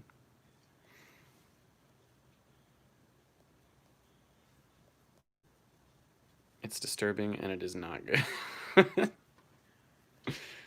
Another reason why there wasn't more Lizzie McGuire shows because another film was they didn't want to pay them the big bucks, and Hilary Duff's mom was like, "No, either pay us or we're gone." Well, good for her mom then for being like, "No, you can pay us what we're worth, or you can figure something else out." Because look at Disney now; they ain't got shit going on for them for their TV shows. I mean, well, Disney Plus is starting to pull it together, but I meant the Disney Channel. You know.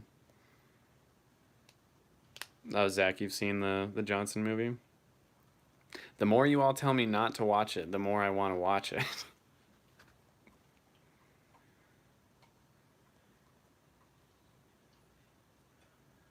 Don't worry about it, Kristen.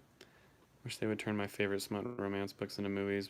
There are so many books that are better than 50 Shades of Grey. Honestly, though, they're like, let's do a plain Jane couple who's into like BDSM, but they won't do any smut movies about anything else that I feel like would be infinitely more interesting. I would also be very scared to be in a relationship with Ari Aster.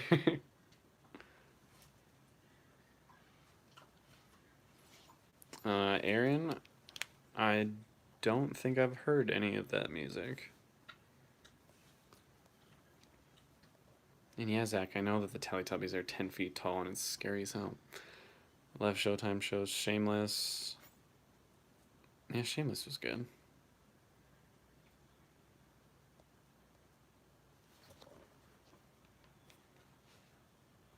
I still haven't seen Queer as Folk, though.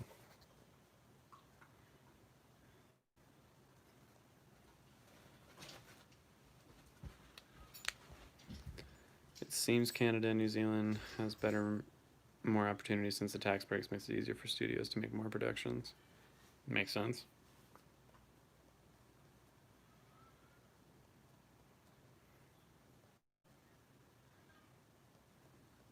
Yeah, I can't believe I didn't realize that that was Toni Collette in The Sixth Sense. But like, how does she get an Oscar nomination for The Sixth Sense, which she deserved, but doesn't get one for Hereditary? That shit makes no sense. P Valley also has a great love story with the trans character. I really need to watch P Valley.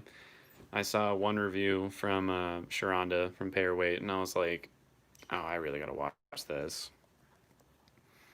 Shameless was shot near my cousin's house here in Chicago. Oh, nice. And yes, Scooby does love me, but he also loves just nibbling on my toes like a weirdo. Dariana is William, as nice as he seems. And yeah, me too, Mimi. I really need to start P Valley. It made you want to be a stripper, William. I mean, shit, right now, I might as well start stripping too. Like, I need money. I enjoy scary, horrors, psychologically thrilling movies with plot twist endings like Orphan. Orphan was actually really good. And that did have some pretty good psychological horror. No, I have not watched Undone. Satisfies my ratchet side so much. I definitely want to take a pole dancing class now. Yeah, that's the one thing that I realize I wouldn't be good as a stripper with, because I'm like, I know I don't have the core for all the shit that you got to do for that. It was not that simple. They renewed Atlanta to season 4. Then when is season 3 coming out? I want season 3 now. I don't know how to reply, but I so friggin' love Shameless. Started this year and I bawled my eyes out. Yeah. Shameless is good. And my favorite characters on Shameless are always switching around because when one character is doing well, all the other characters are not. And then they all seem to switch. Like as soon as the character that was doing well starts doing badly, one of the other characters that was doing badly starts doing well. I'd like to meet Cameron Monaghan. I would like to meet him too. He seems like a cool guy. He was also the lead character in Star Wars Jedi Fallen Order. And that was actually a really good game. Would have made sense if the character was some like god being. What are you talking about, Bar Satan? I did notice you, Zach.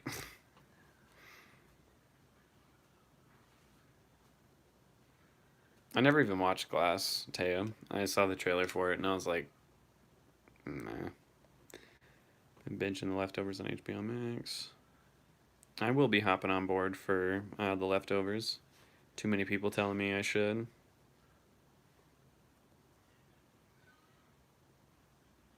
And yeah, I've seen. Oh, are you talking like the original Wicker Man? Because the original Wicker Man was pretty good. It was very disturbing. And then you have the Nicolas Cage one, which was hilarious. The bees.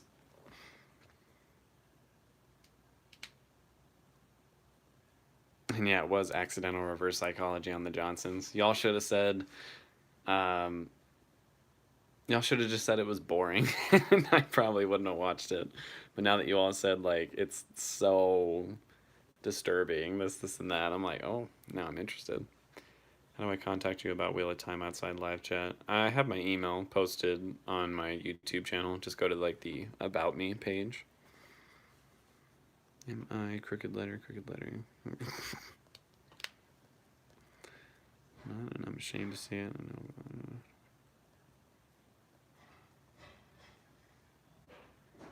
Romeo's, I'm glad you liked it. I hated The Visit. I thought that was not good.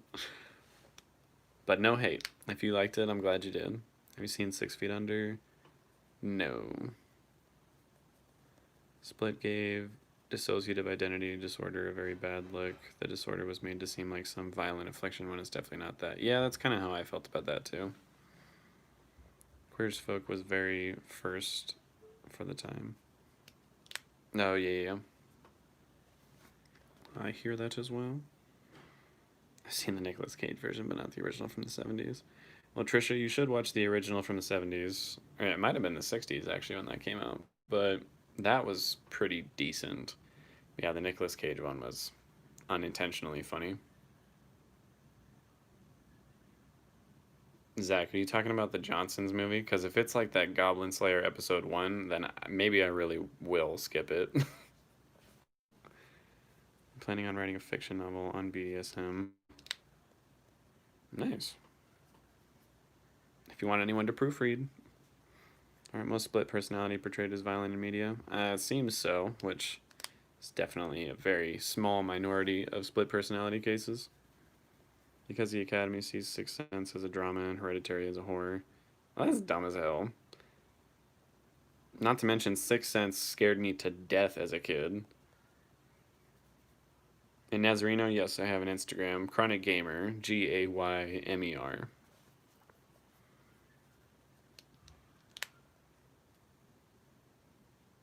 Dariana. Real life Doms look like your English professor. I mean, what's your English professor look like? There's some good looking English professors. One thing I didn't like about Shameless is where was the black people. Yeah, that's true. I mean, there's a lot of shows that I really, really like that I feel that way. Like my favorite show, Dark. I don't think there's a single black character in the entire thing. And I'm sure there's going to be people who are like, well, it's a small town in Germany, obviously. I'm like, they still have black people. All the ones I have seen, there's. Yeah. Anyone watch Drag Me to Hell? I didn't like Drag Me to Hell, but I'm also not a big Sam Raimi fan. I feel like he goes way too campy with his movies. Like, just too over the top for me. I think the Spider Man movies were like the only Sam Raimi movies that I actually liked. But that's just me.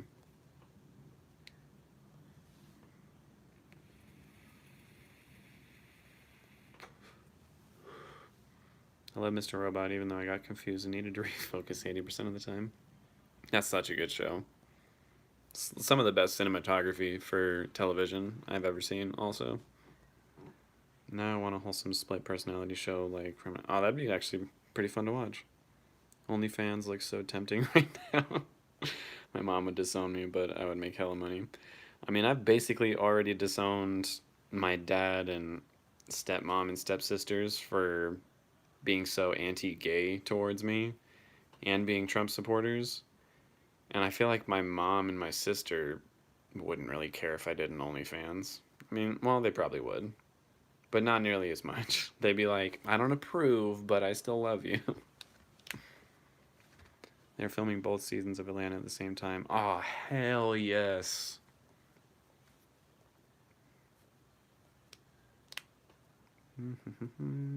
Would you ever make an OnlyFans? If so, what content would you post?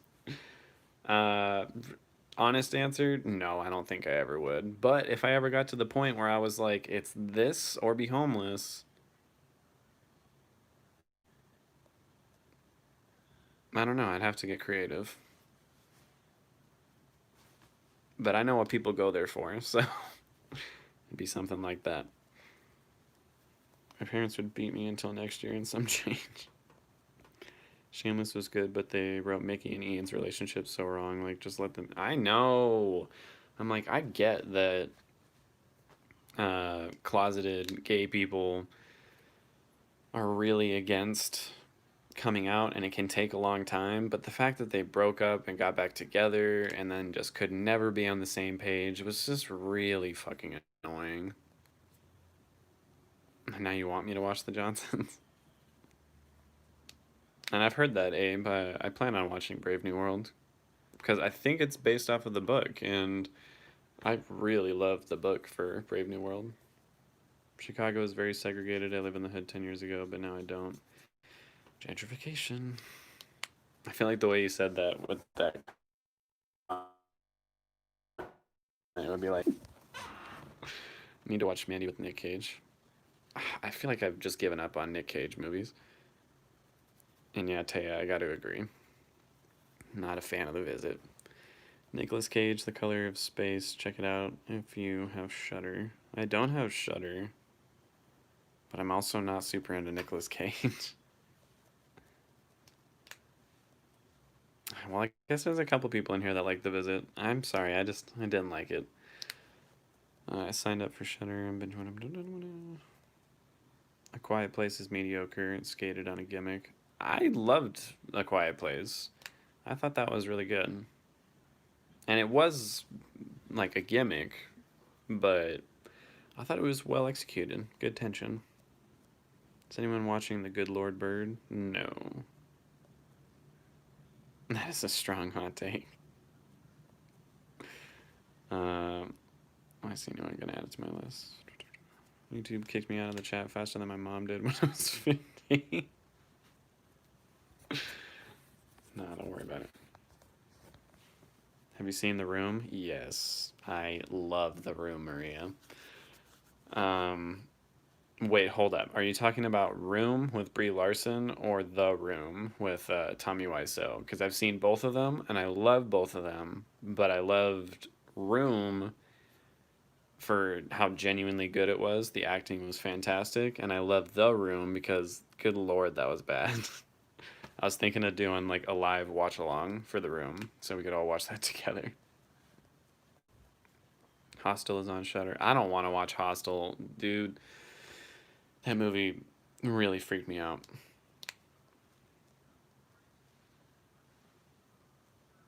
How do you feel about the Saw franchise? I mean, same as Hostel. Ugh, like that's body horror shit. I don't like body horror, but I did think the story was pretty good in the first Saw movie, and after that, it got a little too contrived for me. If you realize that Elliot is gay on Mr. Robot, then you'd get more understanding of the show, like the relationship between Elliot and the Hispanic drug dealer's next level love. I kind of got that feeling from it, but I never was like 100% sure if that's what they were going for. I erased my student loans, Mr. Robot, for real. Why hasn't a hacker done that already? Like, I'm sure it's more complicated than it was made out to be on the show, but someone needs to get on that.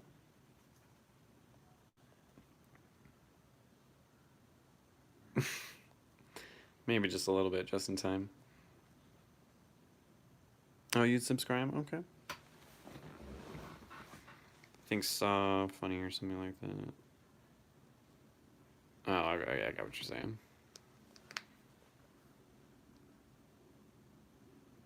Oh yeah, they did that in Fight Club too. I forgot about that. Fight Club's a great movie. Isn't there safe for work content on OnlyFans? I mean, I'm sure there is, but do those people make the same amount of money that the not safe for work content people do? I don't think so. Just like the creativity of the contraptions in the Saw movies. I kind of weirdly do also. Turn the volume up, and the first thing I hear is doing OnlyFans. I'm not doing an OnlyFans. That's a last ditch effort. America's segregated by design. It certainly is. And yeah, I'm still here. Probably keep it going for just a little bit longer. I don't really watch Doctor Who. I'm not super into it, but I've seen a couple episodes. I thought the Weeping Angels episode was actually pretty good. Did you see Hill House? Hell yes, I loved Hill House. I'm more reacting to Bly Manor now. Just finished the second episode today. I thought it was very good. I have a very strong theory on that as well. I'm going to go ahead and share my theory. Do not tell me if I'm right, because this is just my theory. I think that Miles, the kid, is being possessed by one of the ghosts, and I think it's that one ghost that you see in the window at the end of that episode. Again, don't tell me if I'm right or wrong on that. That's just my theory. I wanted to share it with everybody. But I have a strong feeling that that's the case. The Room is necessary viewing. No, honestly, though. Okay, you are talking about The Room, Maria? I love that movie. Like, I hate it, but I love it. Hostel 2 was gross, but I actually enjoyed it. What's the Hatchet? Should I watch it, Kristen? Are you fucking with me?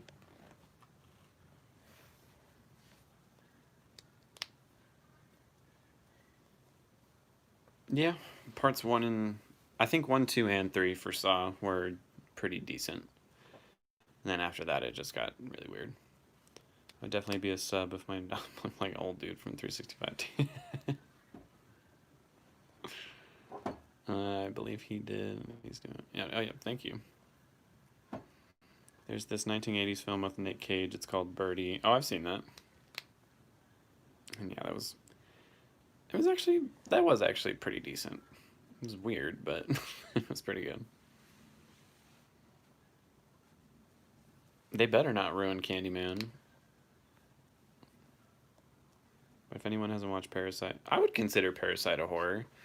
Not a traditional horror, but it was pretty freaky. And yeah, unfortunately, I've seen The Human Centipede, and I was gagging through the whole fucking thing.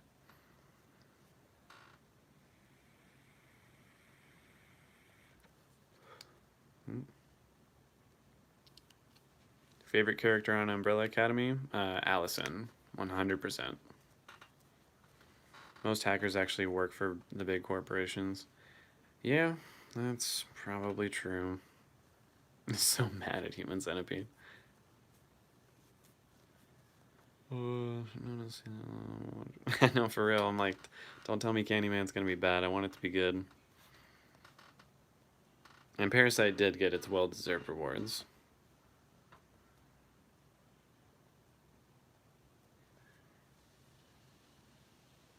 Yeah, the original Ringu, was genuinely terrifying. But I was also very scared of the Ring when it came out, because I was fairly young when that came out. Yeah, Parasite was very incredible. Is that Hollywood usually bungles things not meant to be bungled and taken seriously? That's true. Maria, a couple people have said that. They're like, when you get to episode 5 of Bly Manor, you're just gonna, like... So I'm excited. Thanks, Tamerlan. And don't worry about it. I fell off Doctor Who after Matt Smith left. I was like, yeah, I haven't watched enough of it to even know who all the doctors are. Why did you not have videos for Dark 1 and 2? Because I already finished watching all those before I ever even thought to do, like, reactions for that show.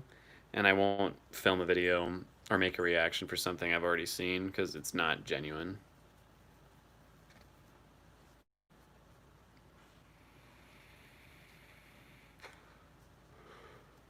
I still haven't seen Tenet, Maria. You said it was a little too smitten with humanity. Elaborate on that if you can without spoiling anything. Parasite was amazing. Wish it ended with the fantasy. Yeah.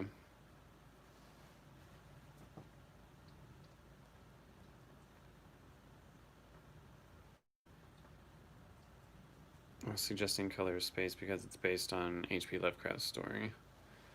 You enjoyed Lovecraft Country, so I wanted to suggest this gem. Alright. I'm down.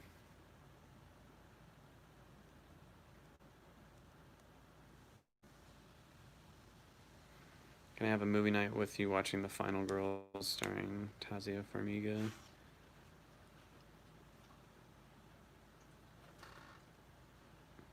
Scooby. I saw Room and excellent acting, but man, that was a lot. Yeah, that was a lot. Anyone ever watched The Misfits? I haven't watched it yet, but I know it's got Robert Sheehan and Ian Rowan on it, so that makes me want to watch it.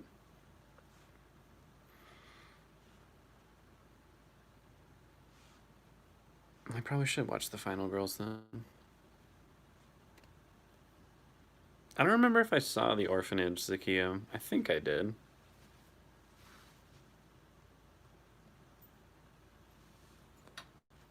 Alright, I gotta catch up on this chat because I wanted to show you all my artwork for my D&D campaign. The Human Centipede was disgusting, but House of... Oh, I don't even want to talk about the House of Wax. Ugh. I watched that when I was way too young. Not a fan. What age are you? I am 26. I'm gonna be 27 in December. Sagittarius, baby. Oh yeah, good night, Silversight. Did I miss when you said good night? Oh, I did. Shit, sorry. Klaus is the best character. Maybe I just really like Robert Sheehan. I like Klaus. It's not my favorite, though. Vanya, Allison, Klaus are definitely my top, but definitely Vanya my favorite. Vanya's my second favorite. It goes Allison, Vanya, probably 5, and then Klaus for me. Misfits made me fall in love with Robert Sheehan. I mean, I really like him. Seems like a cool dude. Very out there. I think episode 4 of Bly is so good. It really sticks with me. I love the whole show the more I think about it. I'm very excited to continue on with it. But Watchmen today. Ooh! Episode 2 of Watchmen was so fucking good. Then we gotta kidnap the hacker's family. Cartel style.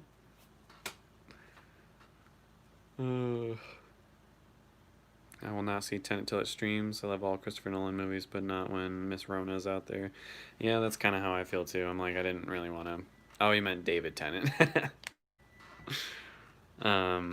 But yeah, with COVID out there, I'm like, I'll stay away from the movie theaters for right now. Have you seen Fast Color starring Mother?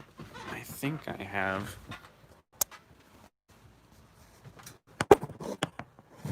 Oops.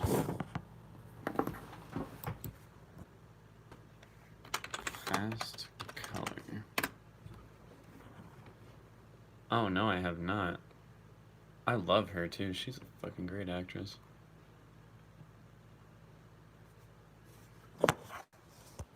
Oh sweet, it's got Lorraine Toussaint in it too. Hell yes.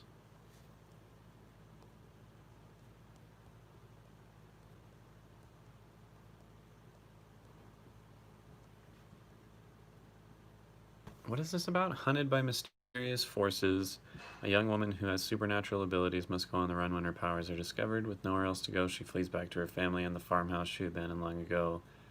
There, while being pursued by the local sheriff, she begins to mend the broken something, and I'm good with not reading any more than that. That sounds really good.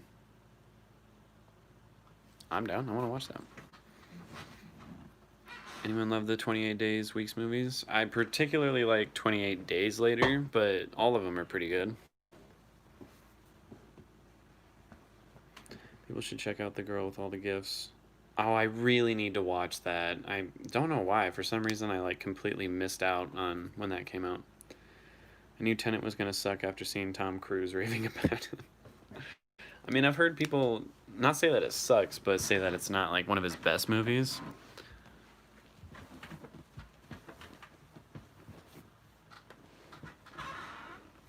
And Christopher Nolan is still my favorite director currently. So I have faith that I'll like it. Wait, what was made by Guillermo del Toro? The Girl with All the Gifts or Fast Colors? Alright, that must have been The Girl with All the Gifts.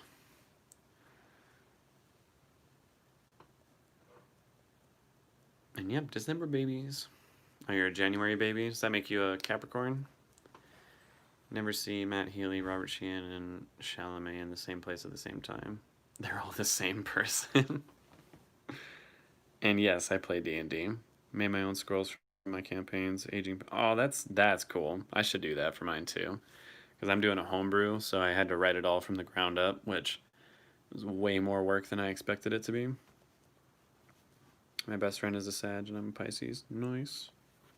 Watchmen just gets better with each episode. I mean, yeah, that episode was, whoo. And Maria, I've heard a few people say that. They're like, episode 6 of Watchmen is going to blow your mind. And I'm like, I'm I'm so here for it. Because already it's blowing my mind. Like, episodes 1 and 2 are so good. Fast Color is that with the 3 generation of enhanced black women.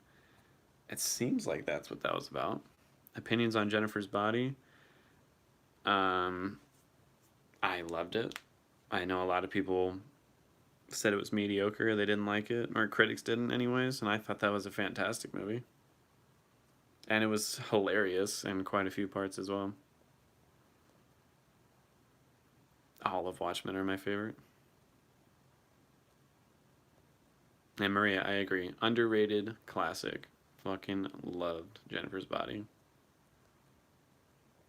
Wasn't interested in watching it till recently. Have come around on Megan Fox, seeing that the way she was treated in the media was unfair. I mean, she really was. And I'm like, there might be some like truth to her being difficult to work with or something, but even so, she got like shat on by so many different forms of media and directors.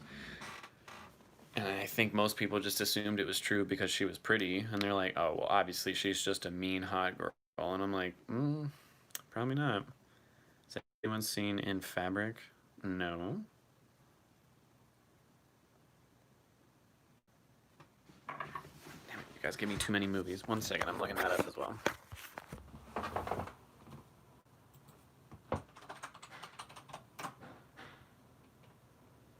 Yes, I just spelled that in Fakrib. Oh, it's an A24 movie. I'm watching it.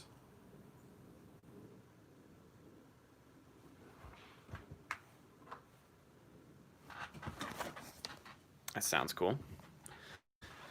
Basically a haunted or cursed dress. That's an interesting take.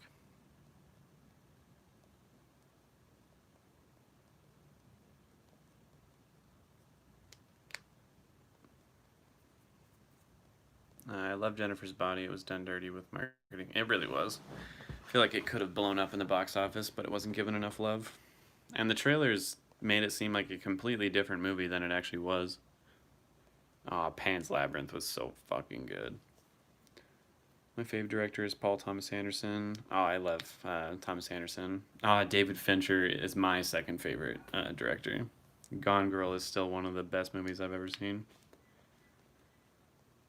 Oh, an Aquarius. Very nice. Oh, Guillermo del Toro made The Orphanage. I didn't realize that. And I knew he did Pan's Labyrinth and The Shape of Water. And I really like Guillermo del Toro's work. Crimson Peak. It wasn't my favorite, but I thought it was pretty good. Oh, I love Wes Anderson as well. Both the Andersons are very good.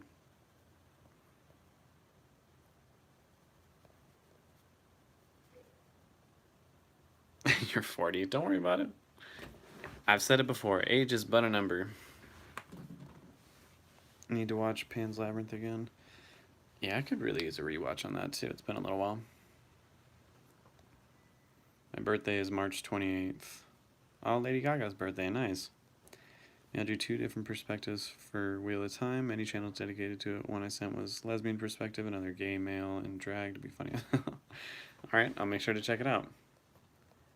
When is your Watchmen episode 2 reaction going up? I'm going to try and have it out tomorrow. When's your birthday? December 16th. Don't come for me if you don't like it.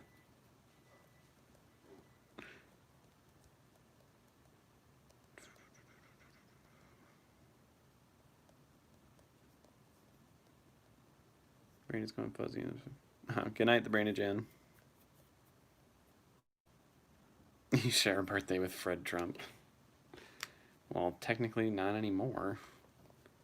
Gone Girl is a classic. Where is Rosamund Pike's Oscar? Honestly, though, I hated her character in it, but loved it at the same time. But yeah, she should have gotten an Oscar, at least an Oscar nomination for that role. Oh, no problem, Kason. Like I said, I want to make sure I get them all. I know it's easier to just read the ones that you can really catch, but I don't like leaving people out. What's your most anticipated TV show, film coming out? Something you're nerding to the roof for? Honestly, probably WandaVision. I'm really excited for that because she's finally gonna get into like the reality bending aspect of her powers, which I loved from the comics. All right, Chloe, I see what you're saying. I never saw anything.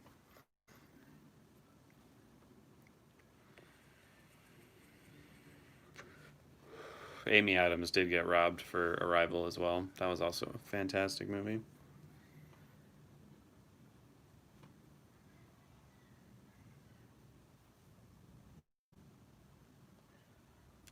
I don't know.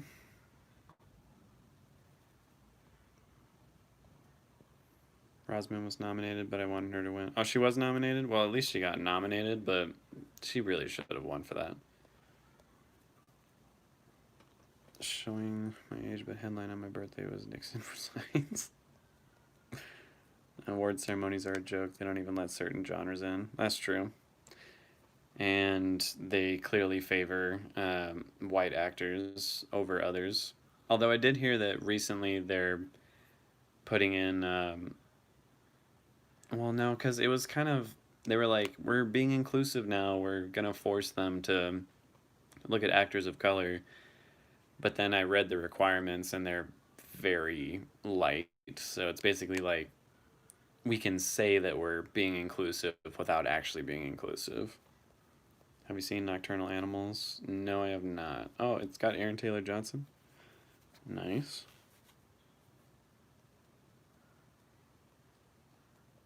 Amy Adams appears in an episode of Buffy. Oh, really? That's cool. You knew Scarlet Witch. Been reading the comics since I was 10. Nice. Yeah, no, I love Scarlet Witch. Scarlet Witch in the comics, I mean, I don't think she ever went full good or full bad ever in the comics. She's such a complicated, like, layered character. I really like Scarlet Witch a lot. Just check Twitter to see if my fave won. I haven't watched the show in years. Yeah, for real.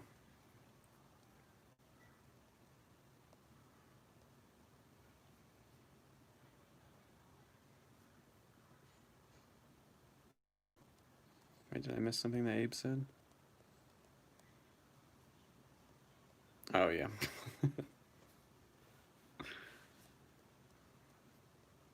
Oh, sweet, I'm finally catching up. I feel like the problem is the roles. I don't mind genre snobbery so much, but not every interesting character has to be white. Yeah, for real. Like, every time. Every time. Every time. The Discovery of Witches is amazing, season 2. I mean, I love anything having to do with witchcraft, so you'll probably watch that. Just joining in after like 5 hours of studying. What's up, Aubrey? Glad you can be here. What were you studying for? That social justice BS they did was a joke. I mean, it really was. Because they were like, we're on your side. And I'm like, okay. Except you're not. Like, they only let a couple of black people have great roles at a time. Right now it's Viola Davis and Mahershala Ali. That's true. Because once again, they have to have some kind of token actor in there to show, like, oh, see, we're not biased. We'll give it to someone who really deserves it. But they don't. Wish me luck going out to get food supplies on this part of the world. It literally feels the same way as Walking Dead supply run. Well, I wish you luck, man.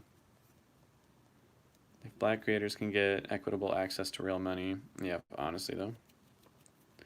Watching Witches of Eastwick movie, folding laundry, and listening, talking. Oh, nice.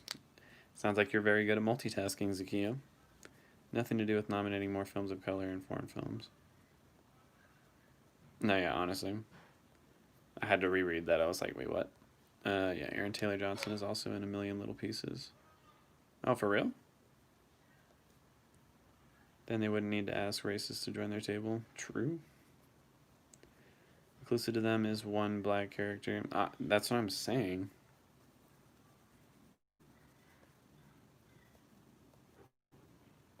I kind of just want the MCU to utilize the epicness of Dazzler or Jubilee. Jubilee would be one I'm like, yes, please get her in there. Yo, Chad, I'm gay. It never came out before, but hey, there it is. Oh, nice. Glad you came out. This is an accepting place here. It's going to take years to get real progress. I mean, it is, but shit, I feel like it's so frustrating because there's so many people who are like, what are you talking about? We have made the progress. It is equal now. And I'm like, it's not. And until you motherfuckers admit that, there will be no progress made. Have you seen Motherland Fort Salem? No. I'm looking that up.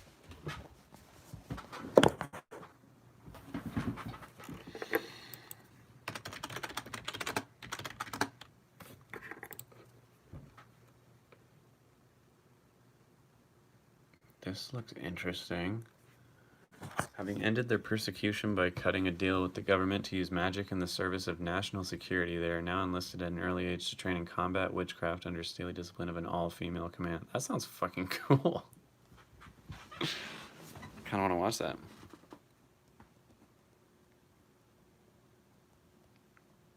I loved X-Men because it felt like me realizing I'm gay. I mean, X-Men had a huge, like, underlying theme of coming out and acceptance of, like, the LGBT community. So, I definitely feel you there.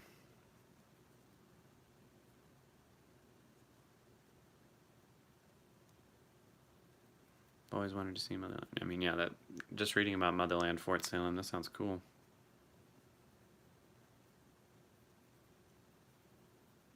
What is Regina King doing right now? Because I know she did, you know, Watchmen, obviously, but what else is she up to?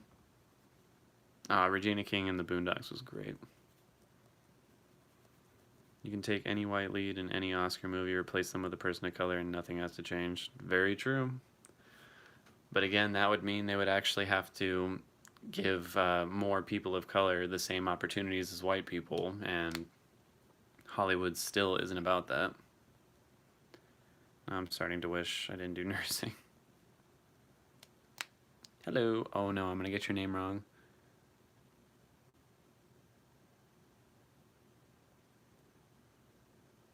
Oh, I don't even know how to pronounce that, but hello, Shanzi. I'm erotic.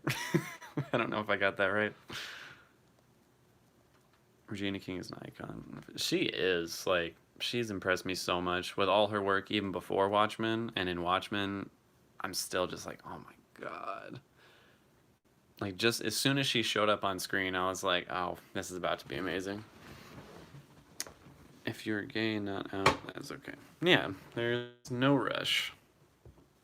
Everyone gets to do it at their own pace.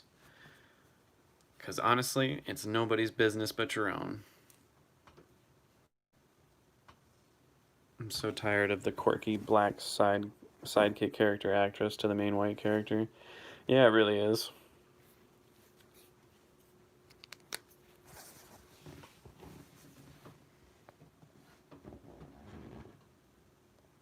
I wish Tyler Perry would give other black creators opportunities instead of doing everything himself for some mediocre stuff. I mean, I like some of the Tyler Perry movies, but I agree. I think he should use some of his influence to help out other black creators. I mean, it seems like Jordan Peele is really trying to do that right now. Conservatives hate Hollywood, but they should love it because it's token diversity. Honestly, though, but to a lot of conservatives, even that token diversity to them is like the the insane future that liberals want. Like, they put a gay character in here, they put a black character in here. This is just so, this is just such liberal bullshit. I hate political stuff in my movies. Like, you can't please them, you just can't. And yeah, we love you, dude. Marcus, you the realist. I can't stand Taylor Perry. Like I said, some of his stuff I'm like, that was good, and some of his stuff I'm like,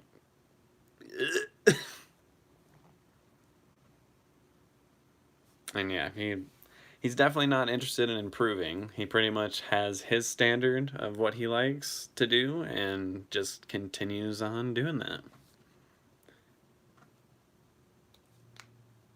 And yeah, I agreed. In pretty much every form of media, it is very lackluster. And Kason, did you say that before I said it, or did we say that at like the same time? Because I agree, Jordan Peele is really trying to be inclusive and use his influence to help out other black creators. Because I mean, he's the one who got Candyman kind of like off the ground, isn't he? Find peeps to find a family of choice. Hell yes, agreed with that. Because sometimes your family is really going to be there for you, and sometimes they're going to be just as judgmental as other shitholes in this country, so, or around the world. So yeah, get yourself good friends and families of choice so that you're not alone. He could hire a lot of black writers if he wanted. He certainly could. I was done when Tyler Perry didn't know who David Fincher was. He doesn't know who David Fincher is? I mean, David Fincher is a fantastic director. He also has an issue of not casting enough people of color, but you know, you gotta enjoy the good qualities of certain directors, I suppose. And we're glad you're here too, Marcus. Gina directed a movie one night in Miami. It's getting good reviews. Oh, nice. Regina was also in Beale Street. Sweet. It's fast food, TV, and movies, no substance. Yeah. Sometimes I'm in the mood for that. Most of the time I'm not. Mutants are based on black people's struggles in this country. I mean, I think that's definitely about black people's struggle in the country, LGBT people struggle in the country, pretty much any minority or outsider to typical, like, white society, I think is kind of what the X-Men is going for. Motherland seems interesting, but the freeform makes me not want to watch it. What you mean?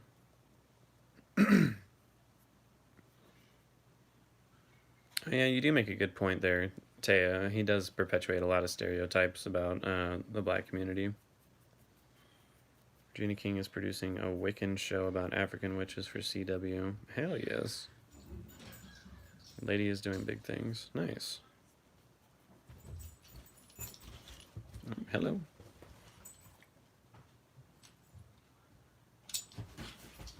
Goodbye. Oh, thanks, Alicia.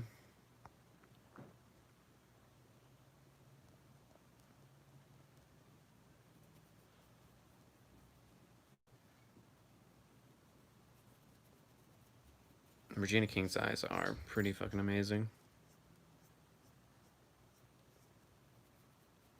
Oh yeah, Poetic Justice too, that's right. But the complete and utter lack of people of color in the musical theater industry is pretty concerning. Yeah, I agree. I mean, that was one thing I did like about Hamilton, was that they actually had some decent diversity in the cast for that. But then there's still other slight problems with the production. Something many people don't realize is that Progressor X is MLK and Magneto is Malcolm X. That's actually really true. That is very true.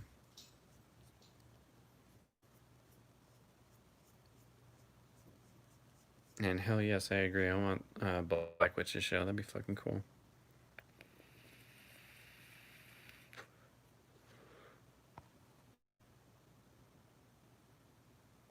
Have I watched Caleb? Is it Gallo or Gallo?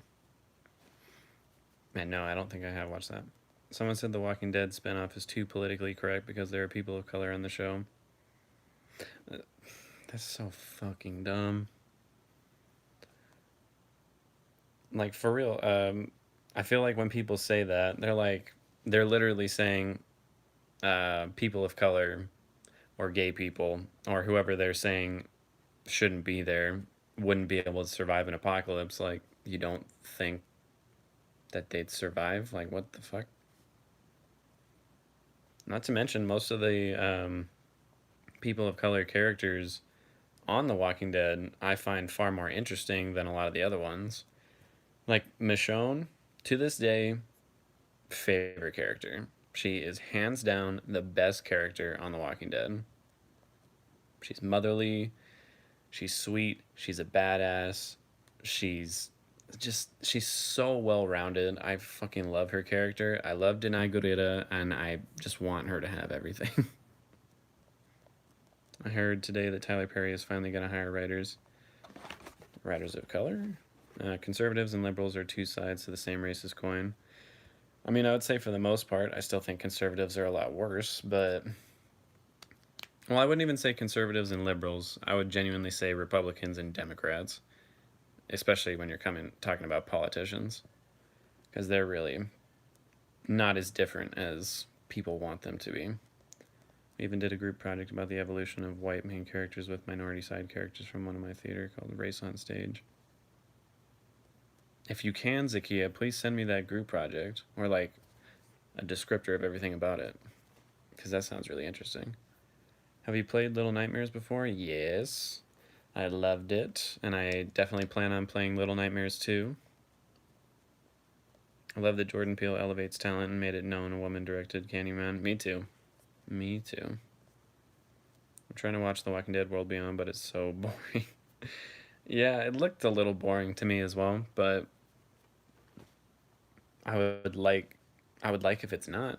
I mean, I'll watch it myself and find out at some point.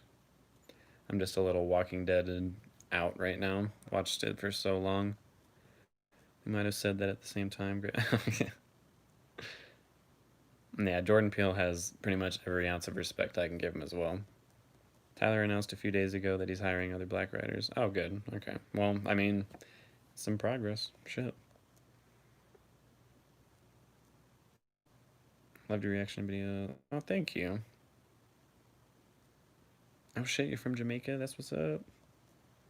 Good night, just in time. Hello.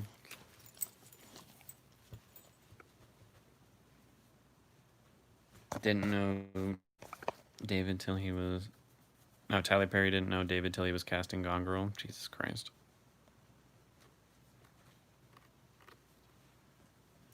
And yeah, that's kind of what I was gathering from The World Beyond, was that the characters were going to seem a little boring and dull. And I've heard quite a few people say that, which is unfortunate.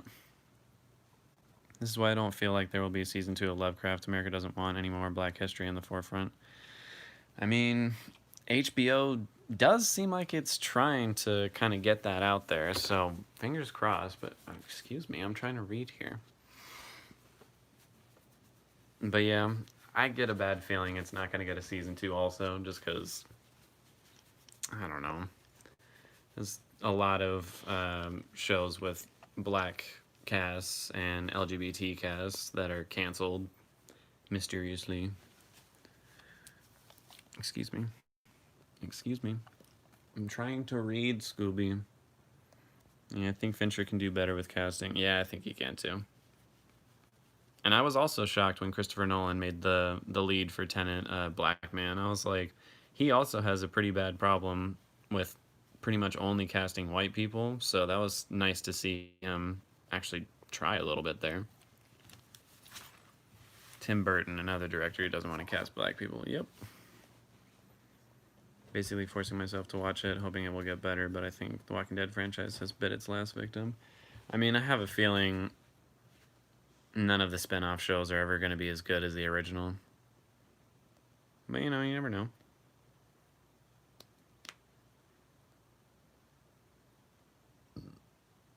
My Burton puffed his chest out about it, too. I don't think I even heard about this. Did Tim Burton, like, literally say overtly, like, he won't cast black people? Because I've noticed that, but I don't think I've read about him actually saying that. I would have never found and cried with you during your reactions if it wasn't for this particular time in history. Yeah.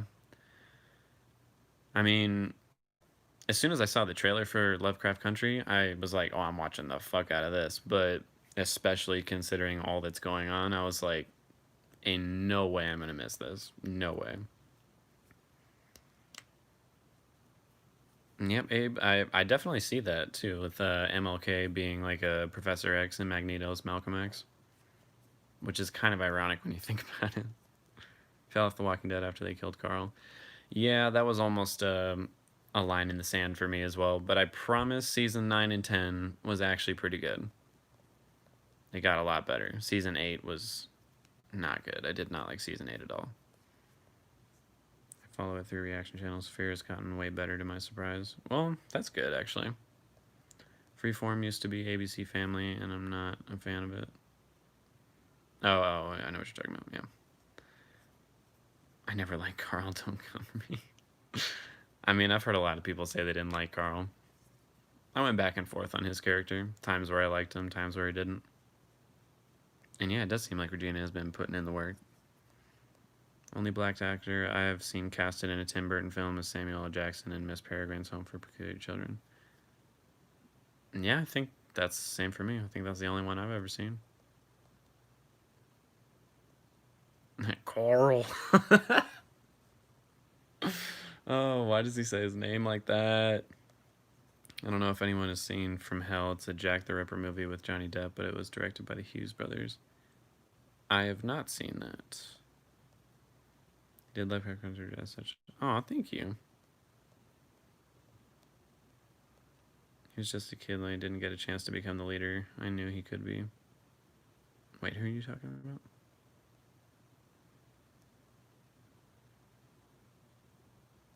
Oh, you're talking about Carl.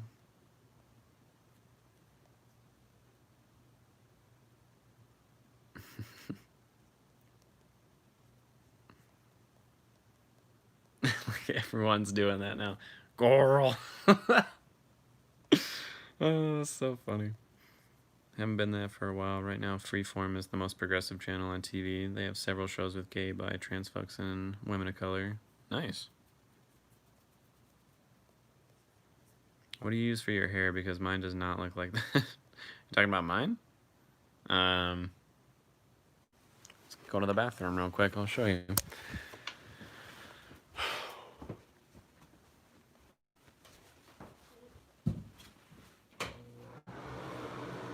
I use Bedhead, just a manipulator. And it's way more expensive than I can afford, but it's the best thing out there, so I only use that.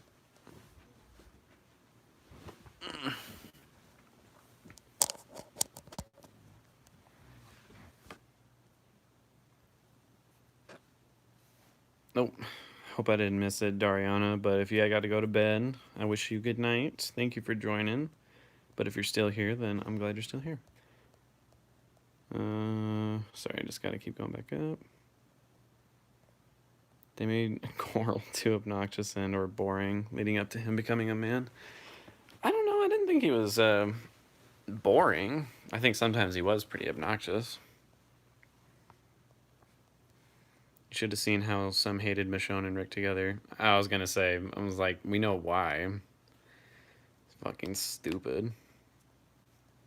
Like, Michonne should be allowed to have a decent love life with someone, and she found that with Rick. And I actually really liked that love story. I thought it was really sweet.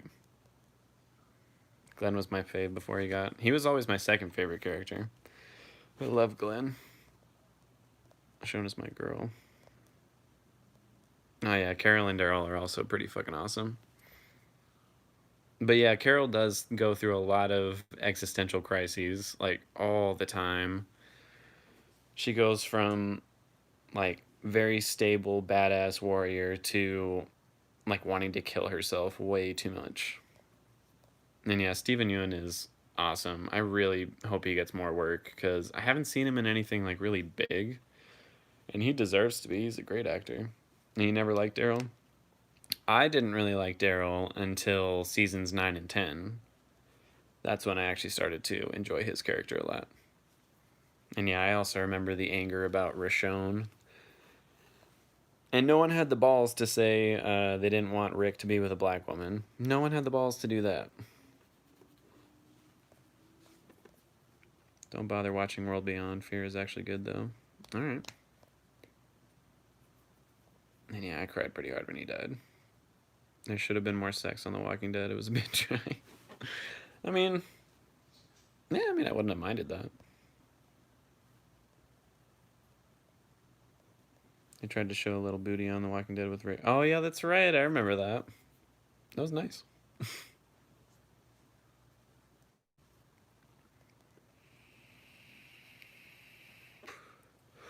Also, Stephen Yeun is doing a lot of movies with Asian directors because that's actually pretty cool. Minari, what is that? What's Minari about? Taya, if you gotta go to work or go to bed, it's fine.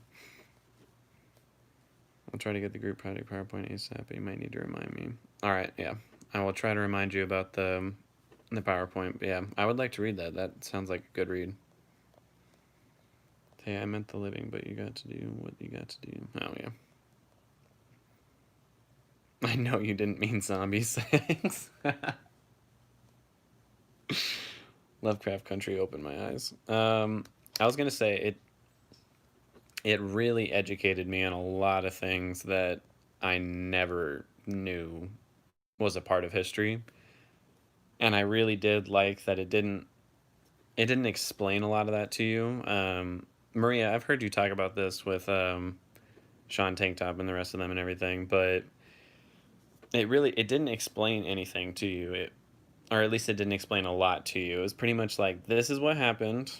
Like this was something that happened. Moving on, and for a lot of people who watched it, my like specifically white people or people who are uneducated about a lot of Black history, it really made you like Google that shit. Like go do your research, figure out what's going on here, and that was a really cool aspect about that show. And yeah, Scooby always tells me when it's time to play. And yeah, I agree, Maria. Nolan also does have a problem with casting women. Pretty much always gives his lead. Or I think he always has given his lead role to a man. I think every single time. I'm so excited to see Steven in more dramatic roles. Yeah, me too. The only Black guy Christopher Nolan used to know is Morgan Freeman. Yeah.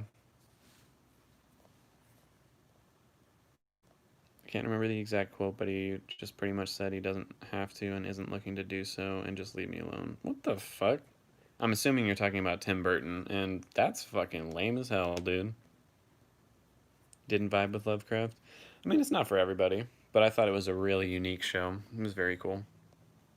I don't think Tim Burton said that. He wanted Two-Face to be played by Billy D. Williams in his scrapped Batman 3.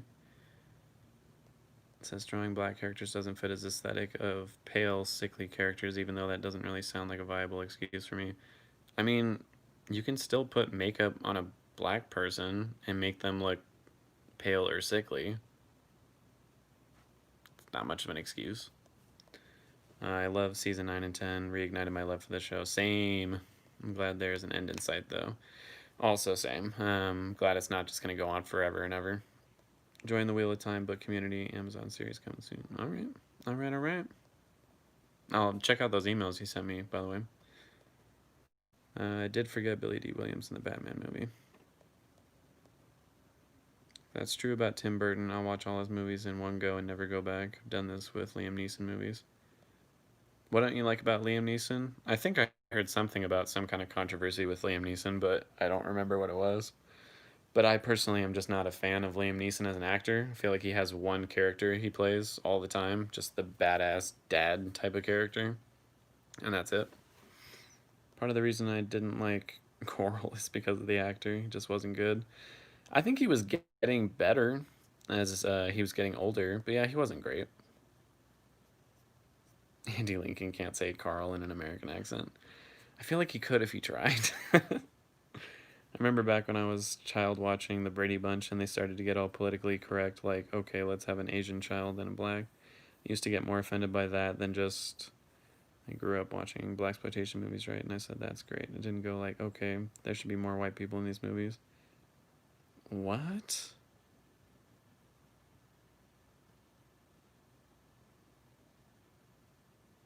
Maria. Jesus Christ. Tim Burton really said that? I mean, like, well, number one, blaxploitation movies, by definition, are movies with a majorly black cast about black communities. So, what? He really fucking say that? That's lame as hell. You ever watch a compilation of Rick saying Carl? Yes, I have definitely watched those. Here, let's watch one together. And just put you all down for 2 seconds.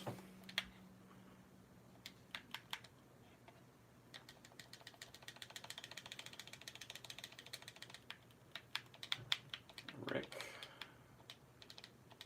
saying.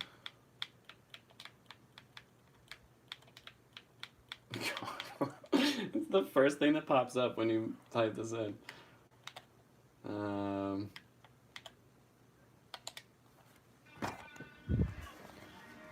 Let's see if we can get this going. Carl.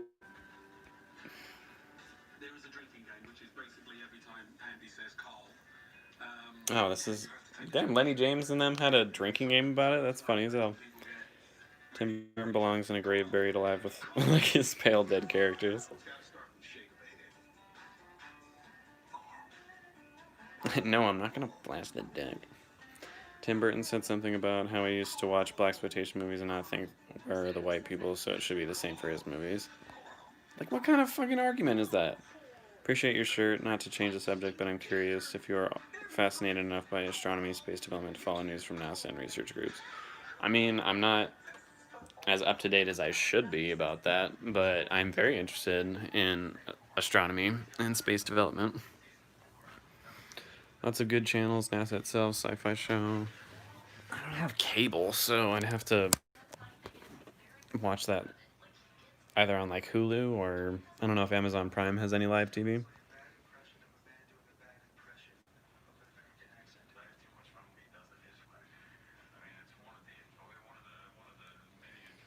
Burton is kind of like a Lovecraft situation. You just have to separate their amazing work from their racist outlooks. I don't know. Sometimes when it comes to a director or an actor being like insanely racist or insanely homophobic, or in like the case of Kevin Spacey being an actual child rapist, I'm like, I can't support your work. Like, I cannot watch it anymore. Like, it's forever tainted by who you are as a person. Tim Burton said something about how he didn't like that suddenly. Oh, yeah, okay. That's insane that he said that. Oh, good night, Dariana. She's probably already gone, but. Steven is getting good work. He was in a great Korean movie called Burning. Nice. That's awesome. I'm really glad. Hey, Tobias. It's all good, Tay. I'm glad you're staying. It's weird black people are hated, so, because life started in Africa. Oh, no, yeah. I mean, it 100% was. Did you know about Glenn's comic death before that information? I did.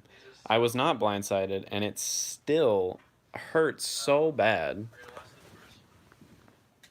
I was even spoiled before I watched the episode that he was gonna die in it, and it still fucked me up. Cause well, for one, I didn't necessarily believe it. I was like, I feel like they might have just told me that to fuck with me, but it still got me. I was very upset. Minati is about a Korean American family who searches for a better life when they move to a small farm in Arkansas. Sounds like that could be a good drama. It was wild to see people finding out about Tulsa through Watchmen. Yeah, it's funny that I found out more about the Tulsa Massacre from Lovecraft Country, and then I watched Watchmen, where most people found it the opposite way, but that's just because I was very late on the Watchmen train. Stephen Yeun is in an A24 movie where they are camping for an Oscar. Nice. What? Hold up. Taya, if you can remember the YouTuber, please do. Like, I want to fucking spam the shit out of whoever was trying to boycott Lovecraft because of white hate themes. Are you kidding me? White hate. Really. And yeah, Lovecraft Country did not do any hand holding.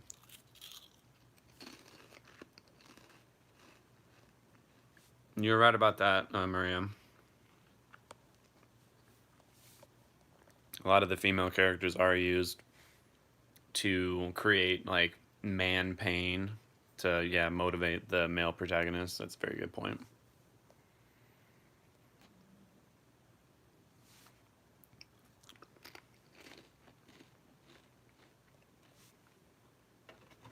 I mean, I think it needs to get better on people of color and with women.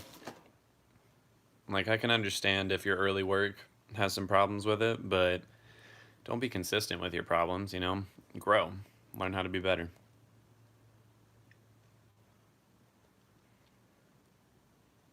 And I didn't want to see what kind of relationship would have happened with Ruby and Christina. I was like, get Christina out of here. She's irritating the hell out of me.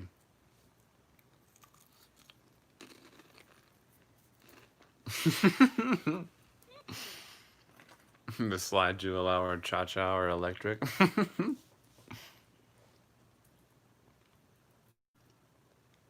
Good point, Taya. Lupita Nyong'o in Us. Good lord, she killed that role. Fucking loved it. I was always freaking out my friends too with the way she spoke. And I always be like, today we will tell you a story.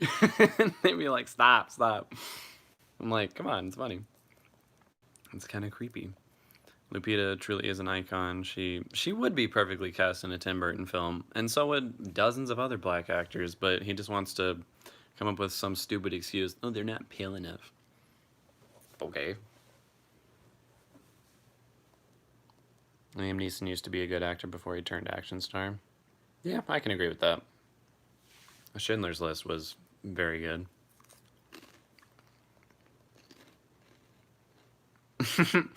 I'm doing stuff, Lori. Thanks. And yeah, you do got to say that from your core. Coral. Oh my god. No, I'm glad that you're liking the Raised by Wolves video. I'm enjoying it. It's very interesting.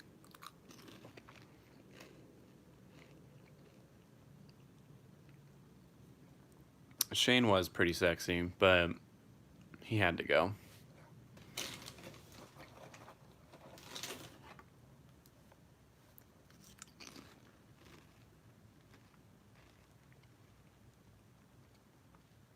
And I agree, Tam. I don't think we should always separate art from the artist.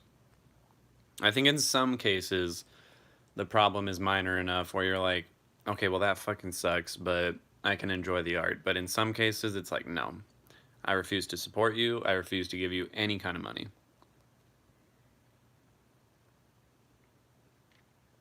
Oh, yeah, I heard about that space vehicle that collected the dust on the asteroid. Only landed for 6 seconds, right? That's pretty crazy. Because it was going, I think, 60,000 miles an hour or something. And yeah, I like John Bernthal. He's good looking. He's a good actor. But Shane fucking sucked.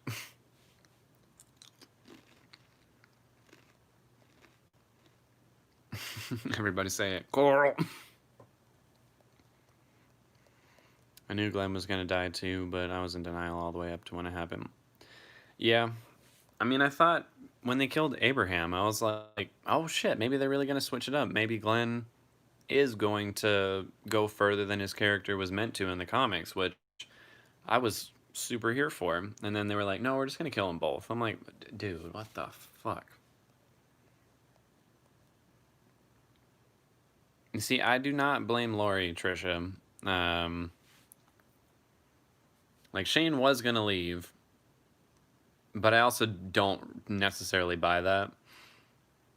And Shane did just as much wrong as Lori, or in my opinion, a lot more so. Like, he was much more the problem than Lori was. But Lori was a problem. I don't deny that.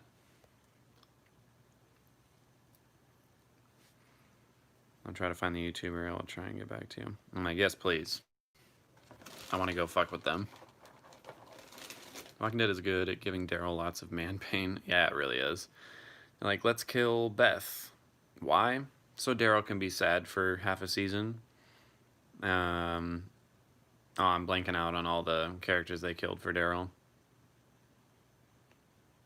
I mean, Glenn was also one of them. They're like, let's kill Glenn to make Daryl feel guilty for it. I'm like, how about you just kill Daryl because Daryl's the one that did that?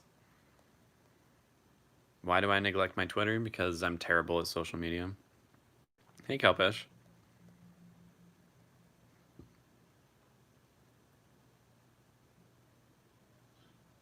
Oh, the dumpster gate thing with Glenn.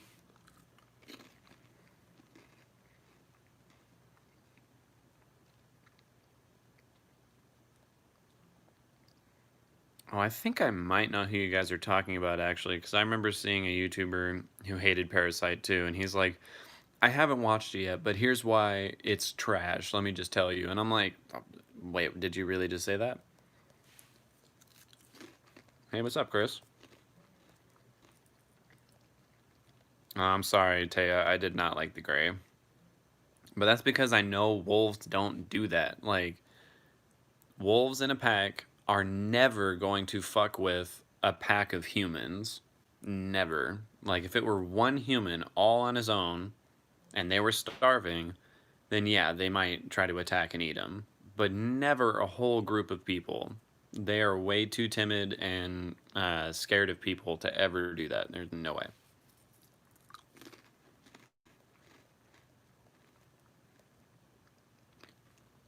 I am a fan of Quentin Tarantino films, but it's touchy for me because he also I feel is a little problematic with how he uses the N word so consistently, and a lot of the times I'm like, was that necessary at all? Did you really need to do that? But I thought Pulp Fiction was a great movie. Very disturbing in a lot of ways, but I thought it was good. Oh yeah, and I saw that about the moon too. That it actually does have water.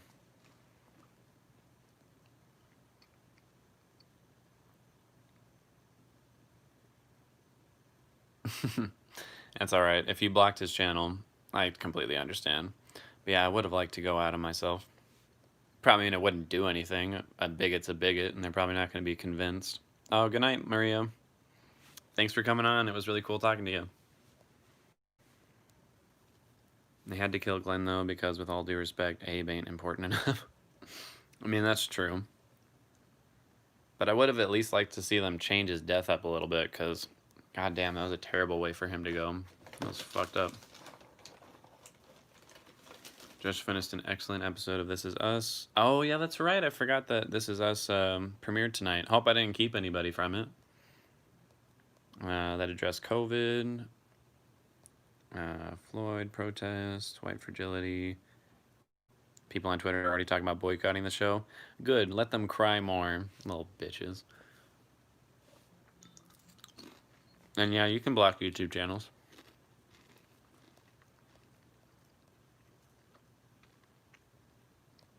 I don't hate you for loving Andrea. I loved Andrea in the comics, but I think in the show, she was not great.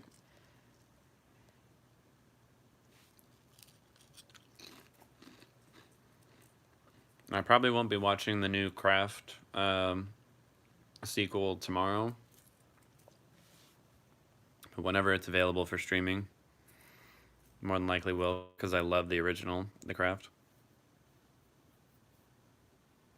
The underdogs and okay. Oh, I see what you're saying.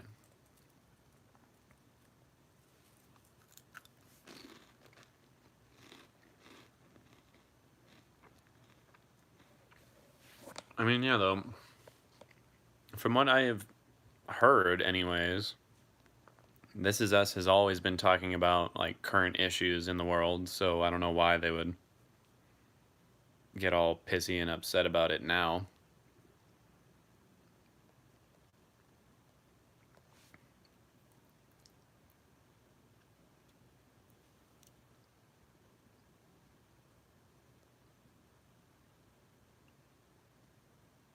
Oh yeah, Romeo's. I agree with you there.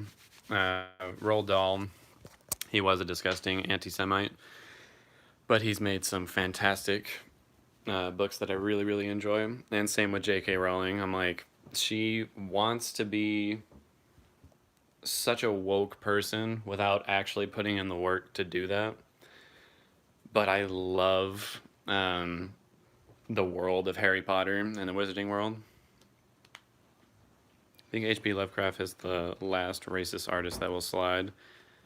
His cat was named the N. What? I'm a black woman, and his work is something very different, as Jordan Peele can attest. I mean, I guess I sort of have to give a pass to his work because a lot of Lovecraftian literature is very well written and very disturbing, but Jesus, he was such a racist. I cannot believe that. I can't believe I didn't know that until the first episode of Lovecraft Country when they called him out for that. Whoever made that Lovecraft video has a channel dedicated to Lovecraft. They're a huge buff, and that added to his hurt feelings. Heard that Charlie from Charlie and the Chocolate Factory was supposed to be black in the book. Really? Shane was grabby and backstabby. I guess I like Bernthal, not really Shane. Yeah, that's how I feel too. I mean, it's a cool tale. If you like the gray, I can see why. I'm just a very big Animal Channel or Animal Planet person, and I was like, wolves would not do that. Tarantino and Wes Craven are the reason I write scripts. Yeah, they're both very good screenwriters for sure. It's a tough one on Quentin Tarantino films. He seems to really love the N-word. However, I love Jackie Brown. Yeah, Jackie Brown was cool. First half of what are you talking about?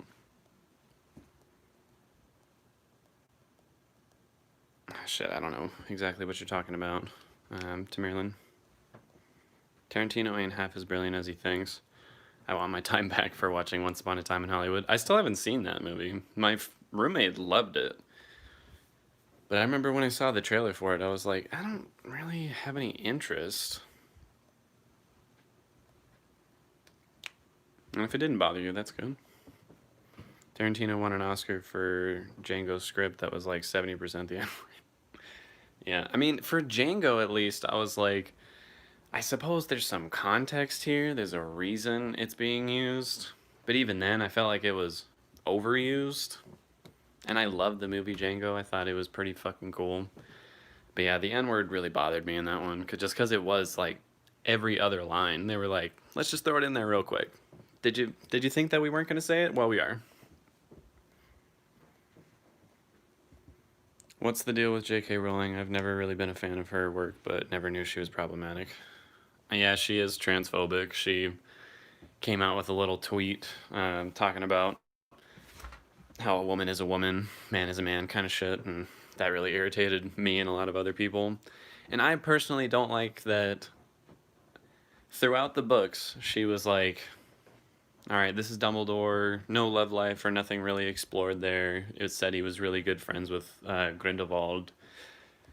But then she comes out after the fact like, oh yeah, he was gay. And I'm like, but you never wrote that in your book.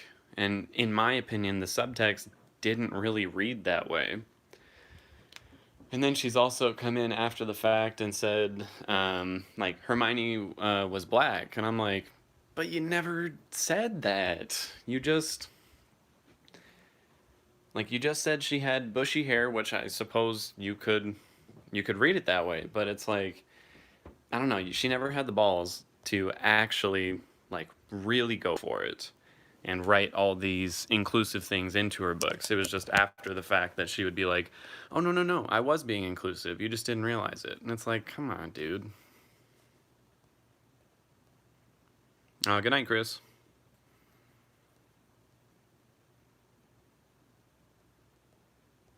Oh, shit. I lost my place, so I know I'm going to miss some things that people said. I apologize. If it was important, rewrite it for me. Shannon Lee bashed Tarantino for the portrayal of Bruce Lee in Once Upon a Time. I've heard that was a pretty tasteless moment of that movie. Tarantino had Django take a backseat to his own movie. Yeah, he kind of did. I don't think for the whole thing, at least, but for different parts of the movie, that's true. A little tweet. She won't shut up about her trans. I mean, you're right about that. I just remember the tweet most of all. As Tarantino insinuated that Bruce was comparing himself to Muhammad Ali. Yeah. Static Shock is going to get a movie. Oh, I heard about that. That's going to be sick. Hey, Osway. I'm sure the publishers of Charlie and the Chocolate Factory didn't want a black main character. Yeah, I'm sure they didn't. Alright, I've reached the end of the comments, so before I end the stream, I wanted to show you guys some of the artwork I was working on for my D&D.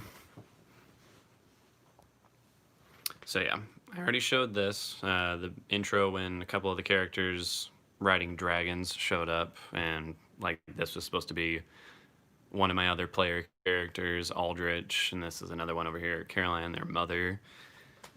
And this was the like sorting ceremony where this was like my mom's character here in the center. Name was, oh no, I can't remember her name. Helena. Like all the other characters in the background, surprised at how she was selected because the selecting process is very different in what's it called, Ilvermorny than it is at Hogwarts. And yes, it is about Ilvermorny, the American version of Hogwarts. And surprise, surprise, I actually wrote real gay characters into my story.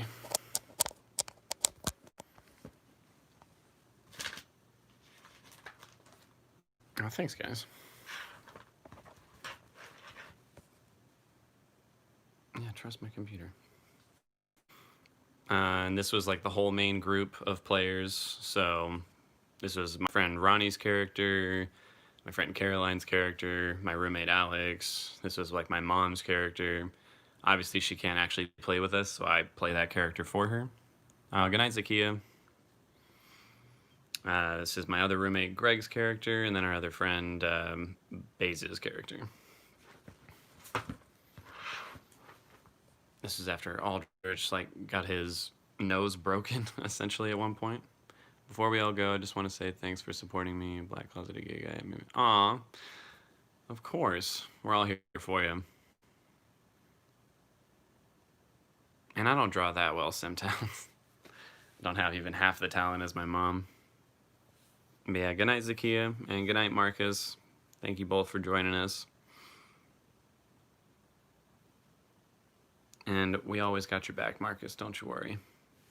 Oh, thanks, Abe.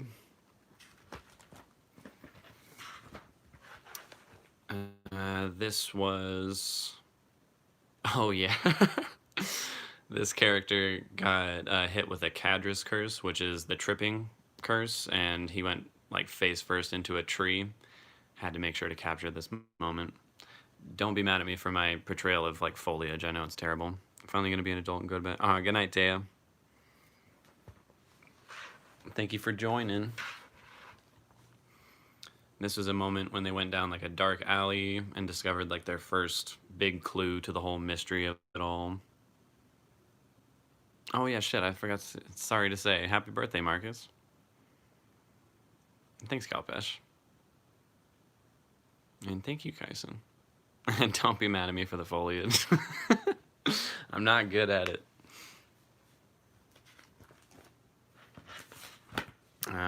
This was during like a little mission at night with my mom's character and my friend Caroline's character. Just joking, all right. And they're at a tapestry with a horned serpent in front of it. Oh, it reminds you of the Harry Potter illustrations? Good, that's kind of what I was going for. This was like their first big fight with a enemy group of characters down in like a crystal catacomb type thing, which was very fun.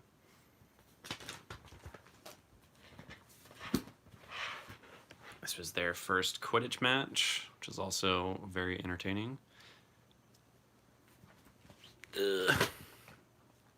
Oh, this was also a big moment of mystery because this group of characters was meeting a mysterious woman who had been haunting their dreams for a while, so they were all super into that. How long would each artwork take you? Like 4 hours each. I would say about 4 hours. They'd probably be a lot better if I took more time for them, but yeah, about 4 hours each. And this is where I'm caught up to at this point, where they went down into a cave that they did not know about and came across a magical trap that they didn't know how to get past. But yeah, that's what I've been working on. It's been a while since I've actually caught up, because I have, what is it, like 11 or 12 drawings done, and based out, because we finished the first year essentially of the campaign, and there's probably going to be like 30 drawings, so I need to catch up on those. But I've been focused on the YouTube channel. And thanks, Mimi. Oh, thanks, Kason. Bet that you would make a great flip book. I mean, that's why I wanted to put it in this like actual case. So one, my drawings don't get ruined, and two, so that we can just all go through it together when it's over. And like on top of that, before I forget, yeah, I'm about to get off soon, Rami. But I also made maps for everyone, just so we wouldn't get confused on like where we were at. So like basically drew out the entire school from an elevated view, just to make sure we knew what was going on, where it was happening. And this did take me a while, because I had to really genuinely think hard about the design of every like level of the castle. I got pickled prawns and smoked fish. Oh, that sounds good. Thanks, Calpesh. 44 to 48 hours of drawing. Yeah, just about for all these. Much appreciated. Wouldn't trade my writing talent to be able to draw. I'm like, I like to write just as much. I'm writing like a book version of the campaign for my mom, so she can get a really good feel of like how each session went.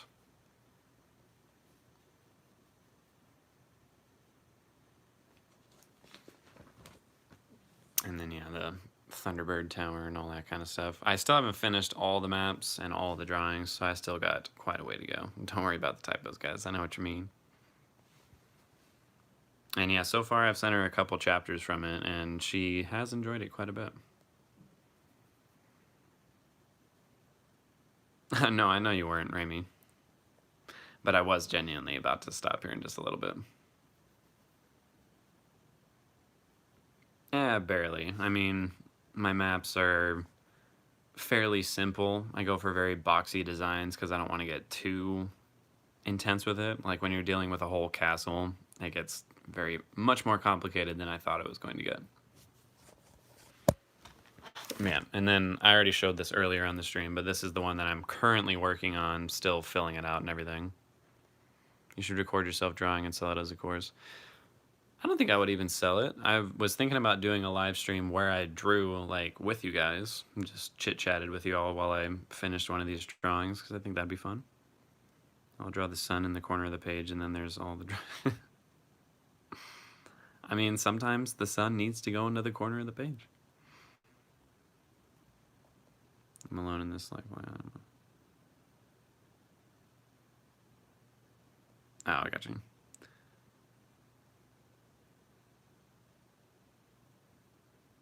And rice wine vinegar's looking good if you know how to do it right. Is there another one that I was working on?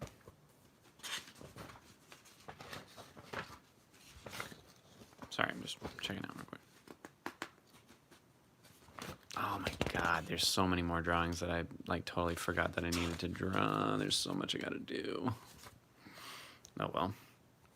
Please do a drawing live stream. It would be great to draw with you. Oh no, yeah. I was thinking that would be fun. You'll build a Lego set on the side. Sounds good. You better all send me pictures of the drawings that you did, or Legos that you made and all that kind of stuff. Like, we're gonna be creative. We're doing it together.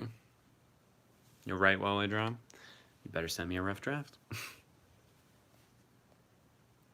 But all right, I think I'm gonna wrap up this live stream.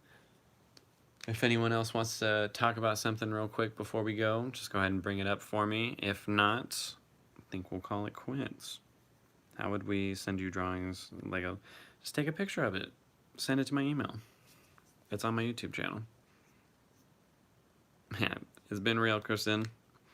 You have a good night as well. Where would I be able to send them to you? And of course, just check my YouTube About Me page. It has my email on there. Good night, everybody. My Twitter's Nerd Guy Productions, but I almost never use it. And I got you sent down, twins. Yeah. Good night. Everybody have a safe night. A good day tomorrow. I'll try to post my Watchmen reaction review tomorrow. I don't see why I wouldn't be able to get that out by tomorrow, unless there's a copyright issue. So yeah, I will see you all later. Good night. Nothing's on the About Me? I just changed it. When was the last time you checked it? I just put on my email pretty recently. Or maybe it's like the contact information part. I don't know. My email's on there though. Just look for it. I made sure to post it. But yeah, good night, everyone. And yes, splotches of paint does count as art. Good night.